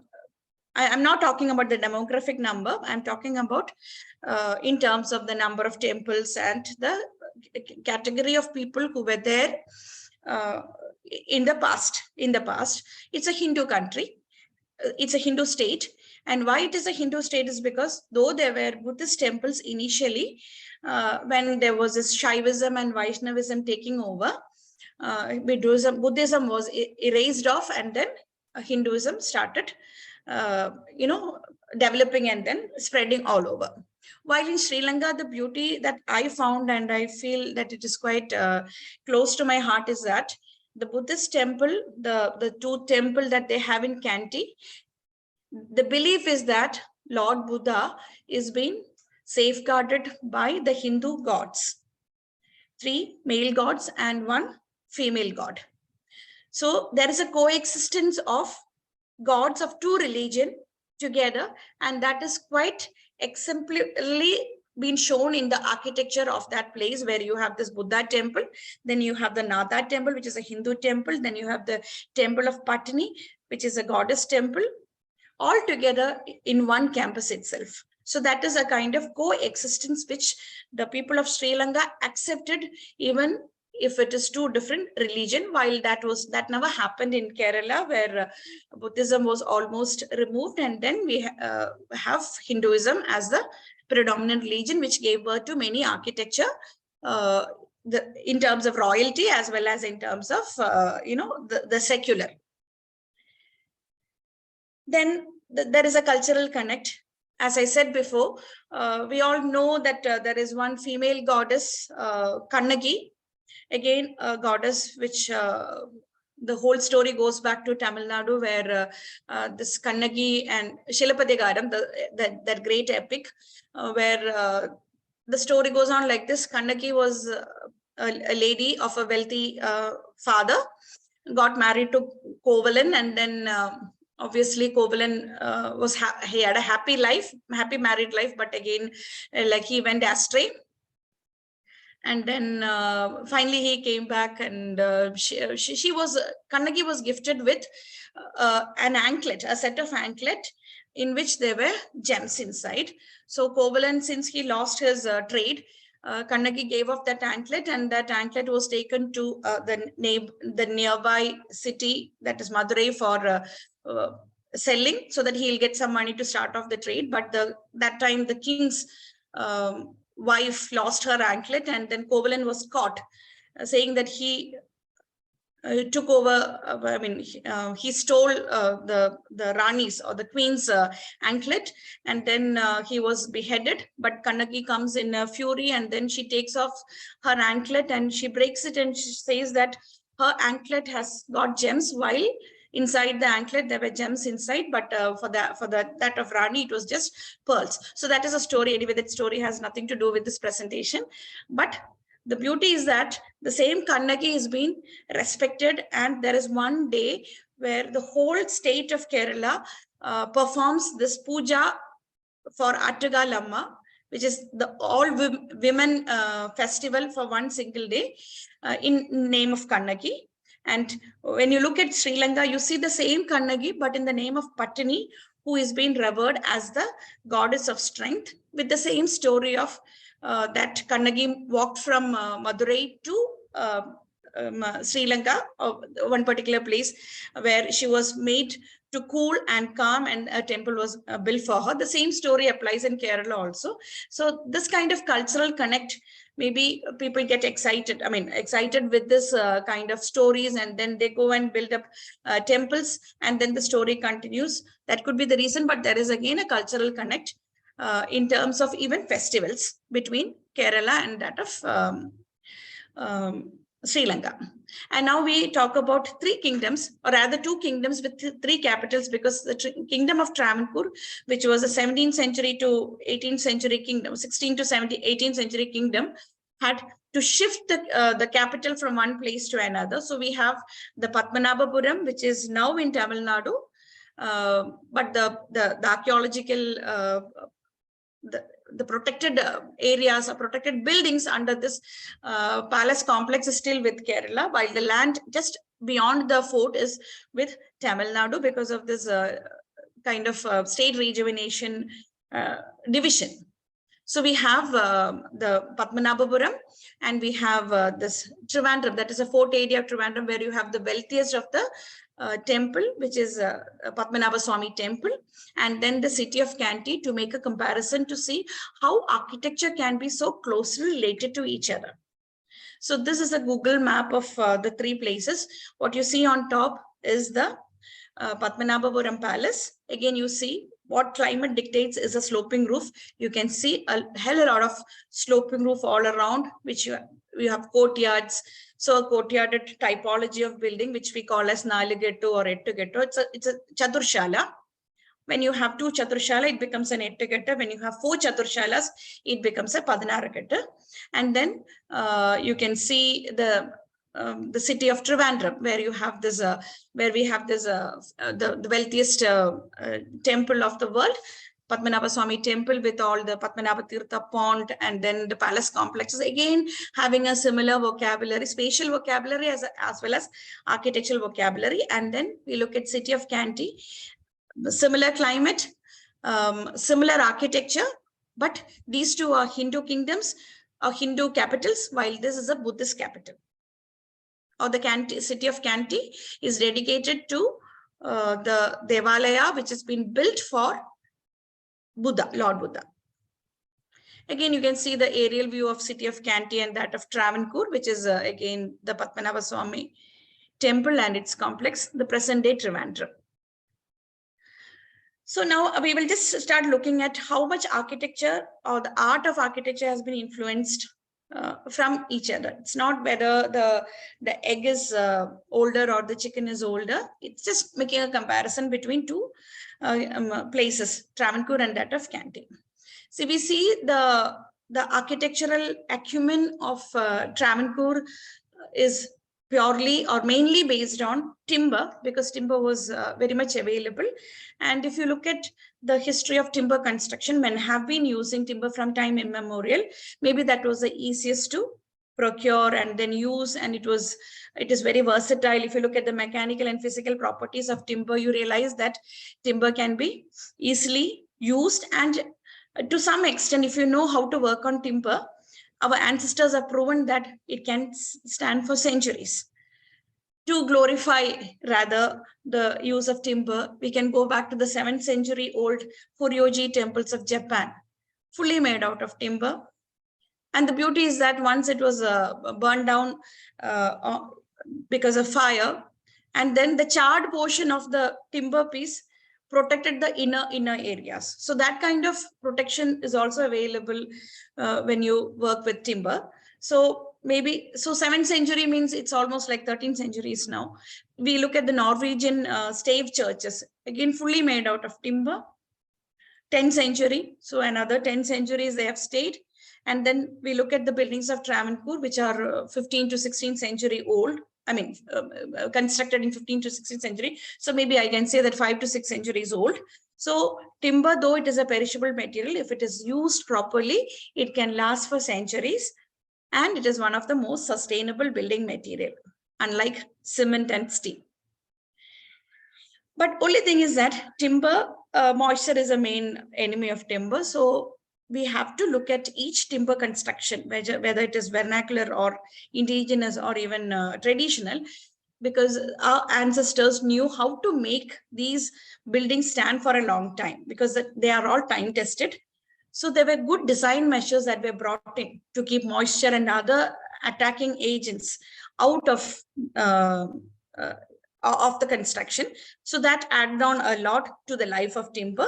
And then mostly, whether you are in, like ma'am was just talking about Katkoni architecture, you look at that building, those set of, buildings in Himachal Pradesh, or you look at the buildings in Udupi or in Mangalore or in, South Kerala, or in Kanti or any parts of Sri Lanka, you see that these old traditional buildings were all constructed not with providing a kind of resistance to rain, because rain is one very active element that can decay the structure.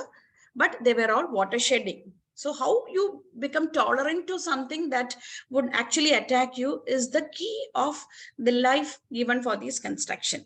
And so the traditional builders knew how to keep wood dry, the parts of wood that should be kept dry so it would last. And one more thing is that if you have a wooden beam under the water, and if it is kept in water throughout without alternate drying and wetting, then that will also last for a very long time. It is only alternate drying and wetting that cause problem for timber. So in Kerala, in the regions of Travancore, we had this science of carpentry, which is called Tachu Shastra. Shastra is science and Tachan is a carpenter. So Tachu is carpentry. So because if you look at Kerala, we have three lands. We have the lowlands, midlands, and the highlands. So in these three lands, timber was abundantly available. If you have lots of timber in the hilly areas, you can bring it down to the midlands, and then that can be used because river will become a transportation line. But again, if you look into the science of construction, there was always a big no for timber to be transported from one place to another. Again, that also shows light on the wisdom of our ancestor, where we can read it as, if this particular timber was grown in this microclimate, then obviously that living timber or that living wood, we call it wood, would be used to that microclimate. And then even if it is cut, the wood that is cut and made as timber for construction, the belief is that it is still living, will obviously become more acclimatized with its own environment, the environment where it was grown. So in Vastu Shastra or in Tachu Shastra, they say that a timber that is cut, wood that is cut, or tree that is cut should not move out of the Rajavidhi. So Rajavidhi must be those big national highways which differentiates places, I mean, one city to another city or one kingdom to another kingdom.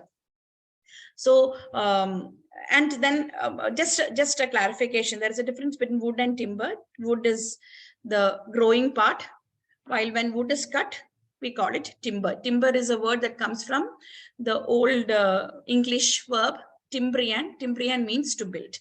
So talking about wooden architecture in Kerala, anything that we talk about wooden architecture of the past comes under the science of Tachu Shastra. And then if you look at this whole small region, what we call as Kerala, I mean, present day Kerala, then it was called Travancore, Cochin and Malabar of Travancore. It has got lots of palace complexes, temples mostly made out of timber, except for the foundation and maybe part of the wall area, but most of the superstructure, for 100%, it is made out of timber. And then there was a unique construction system which was followed. I'm just skipping because I think I have to take you to. And religion played a major role when we talk about the traditional architecture of Kerala, where Hinduism was a predominant religion which spoke about, or which was the base for all sorts of Tachu Shastric constructions. So everything was based on certain time that is required. Even the perimeter of the building was based on what is the Aya and Vaya of the family, and also the star, the lunar star of the people in the family, so on and so forth. Even selecting the site, when the timber has to be cut, everything was based on it had a religious backup. Maybe that was very much required because about the Vastu Shastric principles that were followed, and people believed that if it was overlooked, that will displease God and that will give a lot of problem for the inhabitants.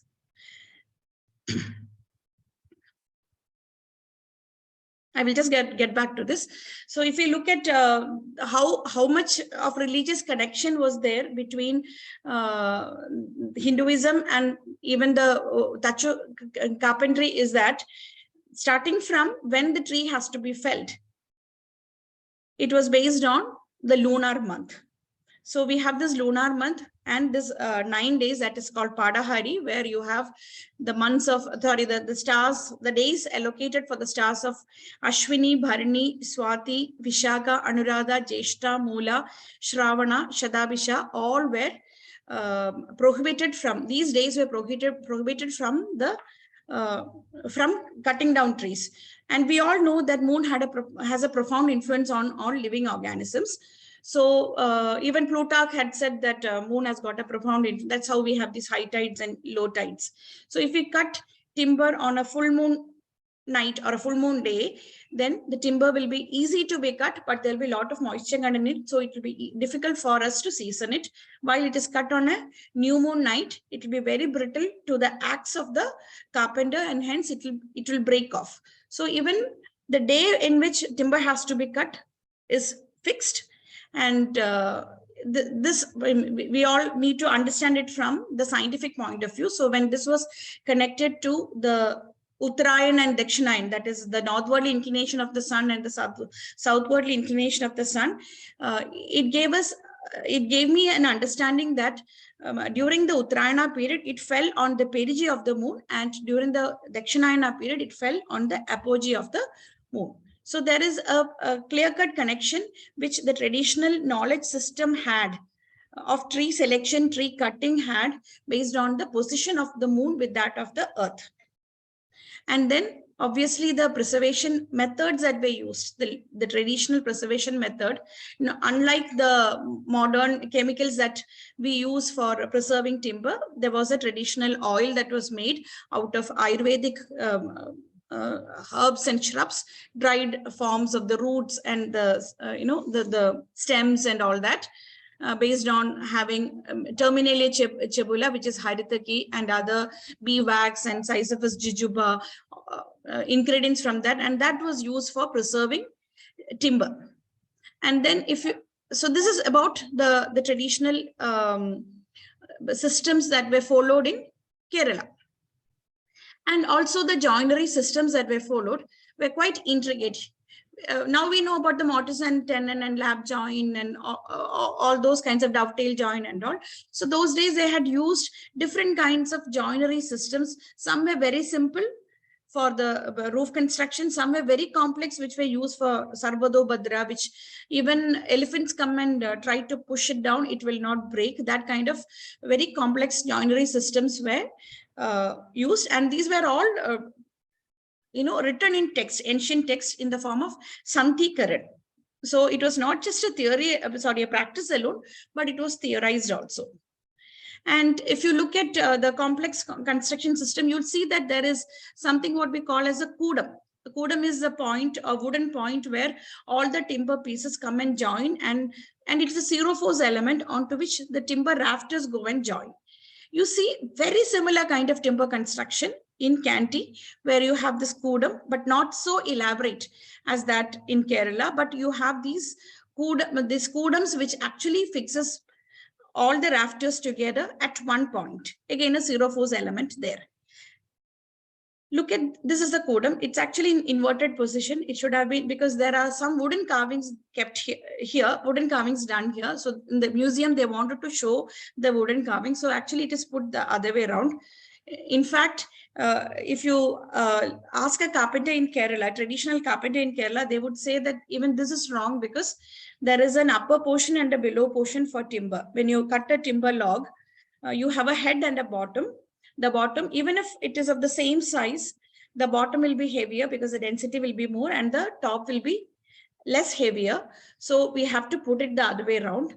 But it was just taken from a museum. So this is the kudam portion, which you find in Kanti. A similar kudam you find, very similar kudams you find as one of the most integral part of the timber roof of Kerala. And then what you see on one side is the single jackfruit ornamentation of a structural column done in Padmanabhapuram Palace. Similar, it is not as decorative as it is there in Kerala. We have in Kanti also. Kanti kingdom has got many palaces, the Queen's Palace, the King's Palace, all having pillars designed with similar essence or, what do you say, that similar kind of intricacy, but not as elaborate as you would find in Padmanabhapuram Palace. So these are the kind of capitals that have been found in Travancore region. And this is the kind of, you find even these kinds of similar, very much similar detailing even in Travancore Kingdom. This is from Kanti. So you can see these wooden carvings, but only difference I felt was that because of the strong belief in Buddhism, more detailings were that of a lotus or, the Buddhist rituals. While even in the Travancore Kingdom, you find a lot of flowers being used as motifs, floral motifs for decorating the ceilings of palaces. And the structural system with the wall plate, the rafters, the kudam, the ridge, all had a very similar disposition. So there could have been a knowledge transfer from one country to another country, or it could be even carpenters being taken from one place to another, settled there for centuries, or maybe for for a century, and built there, taught there, and then came back, or maybe their next generation people would have come back. We don't know. So these are again a kind of comparison between one courtyard in the wooden palace of Padmanabhapuram with that of the palace in Kanti, which is a Queen's Palace in Kanti. You find the same kind of architectural acumen with it is not a replica, but it is all very much similar. When you go through these two chronicles, you realize that there is not much of difference between these two places. And if you remember, if you look back to the climatic condition, the cultural pattern, the religious connect, though there were two different religions, still there was a kind of beautiful merge which happened in terms of architecture.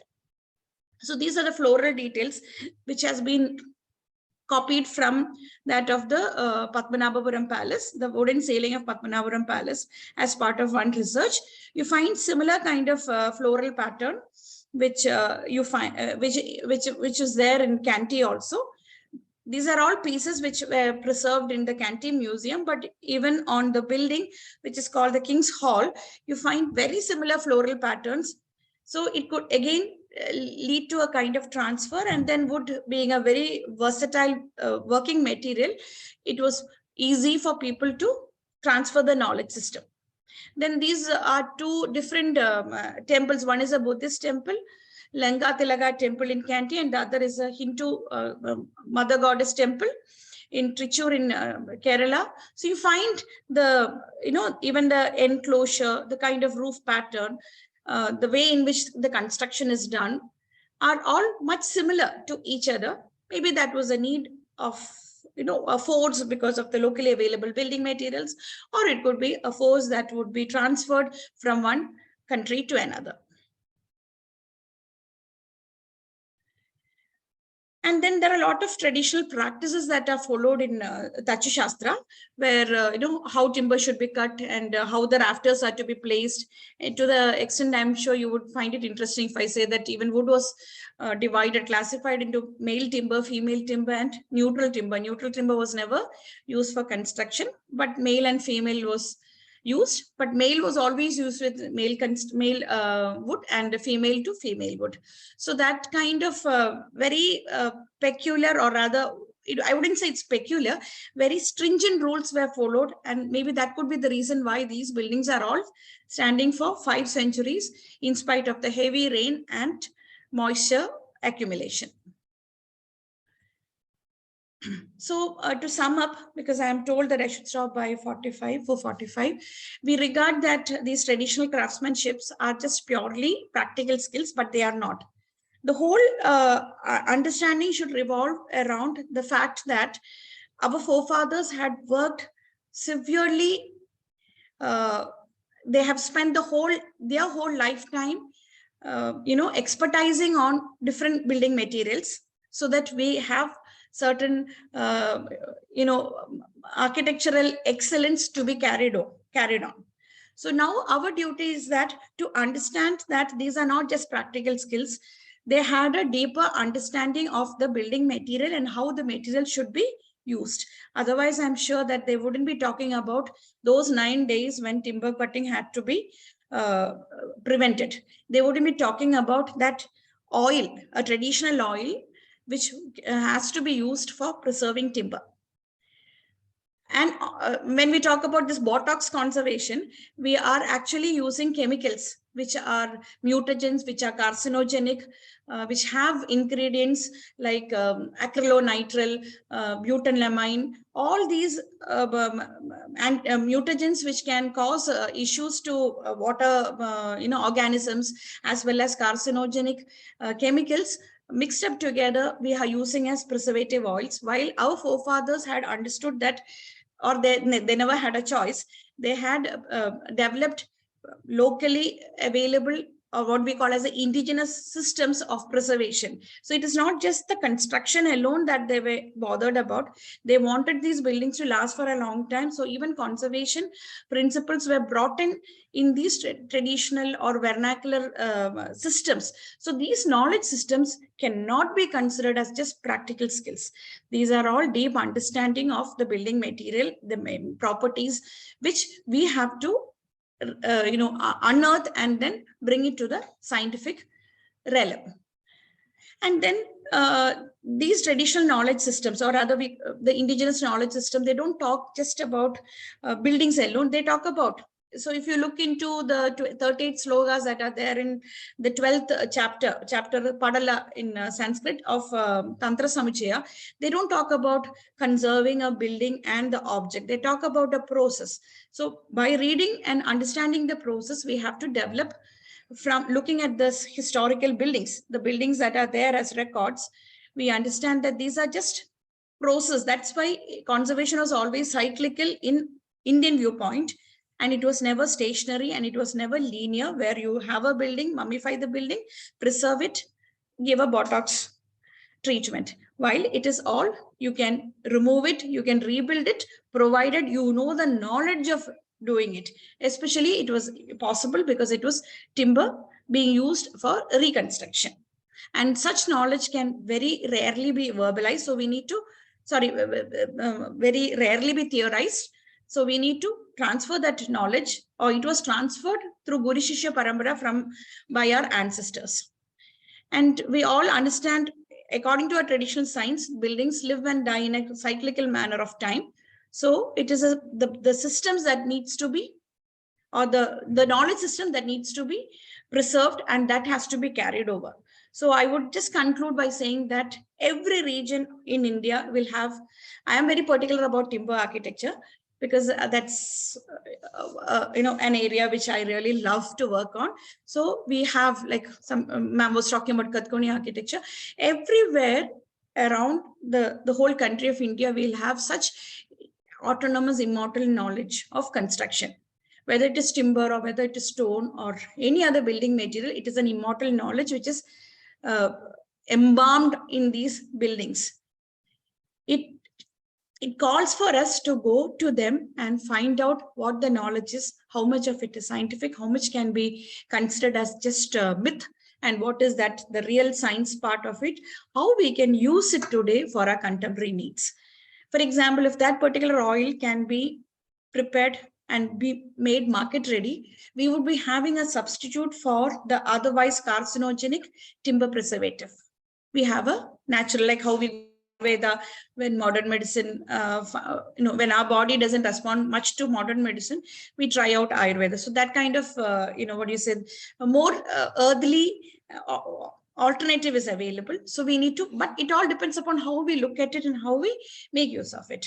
So traditional craftsmanship obviously was very labor intensive, and maybe that is why in modern day conservation, we are finding it difficult to make use of it. But at least in conservation, this has to be made use of. And for people who are engaged in education, this should become a priority, because if we don't do it, this knowledge will die off. If our generation cannot document this immortal wealth of wisdom that is being handed over to us, because when I was doing my research in 2003 to 2006, I found very difficult to find carpenters who knew about this traditional knowledge systems. And I had to look for carpenters who were beyond 90 plus. so that they will have some information about how their fathers used to, because it was always a father to son transmission of information. So now look at this. So after some 10, 20 years, again, that will also be lost. So every region has got its own immortal knowledge systems in terms of architecture. It could be for the monuments, it could be for the not so important buildings, it could be for vernacular settlements, but it depends upon how we understand it, how we document it, and how we make use of it for our present day.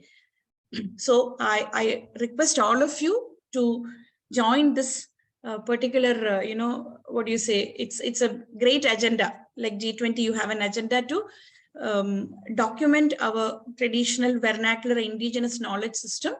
So that, and then it has to be brought to be the scientific realm, and it has to be taught to our students so that that knowledge will continue with them. So I'm just asking you whether you are ready to roll the dice. Thank you. And I should also thank INTAC for supporting me financially and also emotionally to go to Sri Lanka, because there were a lot of problems in Sri Lanka to do the Canty part of research. So I thank INTAC also, and I thank Amity for giving me a chance. And I dedicate my study to all the ancestors who have given their marvelous time, for which, or all the marvelous architecture that is there with us.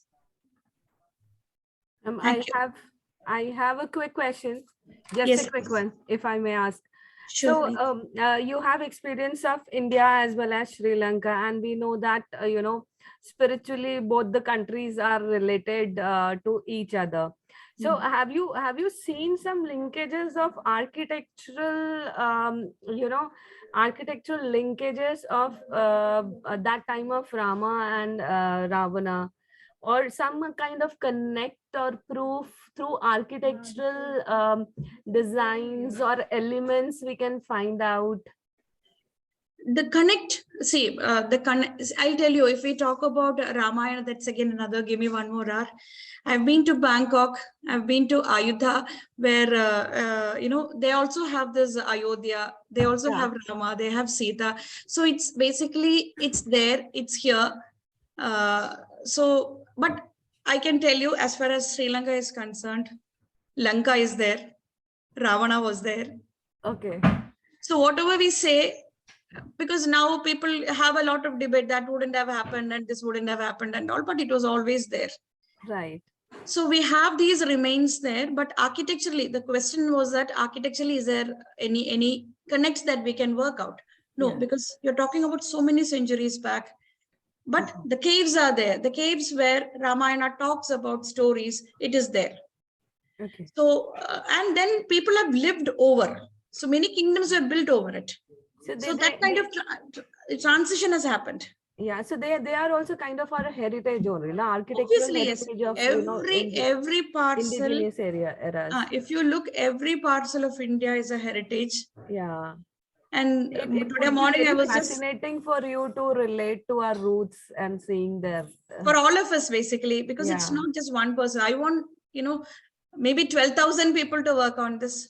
Then also the matter is so rich that we will not be able to complete it. And one lifetime is not enough at all. Sure. But that keeps you young. Sure. Thank you so much, ma'am. Thank you. Yeah, ma'am. Excellent presentation, ma'am. Very, very thorough research, and we really enjoyed listening to you. And very right, like there is so much to do, like that your session just keep us thinking that there is so much for us to do for actually documenting the heritage. And let's see how we can contribute further in this journey. Thank you, Dr. Ila. Thank you, ma'am. Thank you, Meenu. Thank you so much, ma'am. Thank you all participants. It was a very enriching and very detailed session. But I don't think we have time today for the question and answer session. So maybe the participants could send their questions to us or you, so that you could reply over the email, and then we can send it to them. Yeah, you can just type out. So with this we have, anyway, thank you so much, ma'am. Thanks again. With this, we have come to an end of today's session. I request all the participants to fill the link provided in the chat box for the attendance. And we will start tomorrow's session at 2 p.m. I request all of you to log in at least by 1:50 p.m. so that we may start the session on time. So, Participants, thank you, everyone. filling up this quiz and the feedback is very important for getting certificates. So please use it and complete it. Okay. Yeah. Bye. Thank you so much, ma'am. Thank you. Wonderful presentation. Thank you.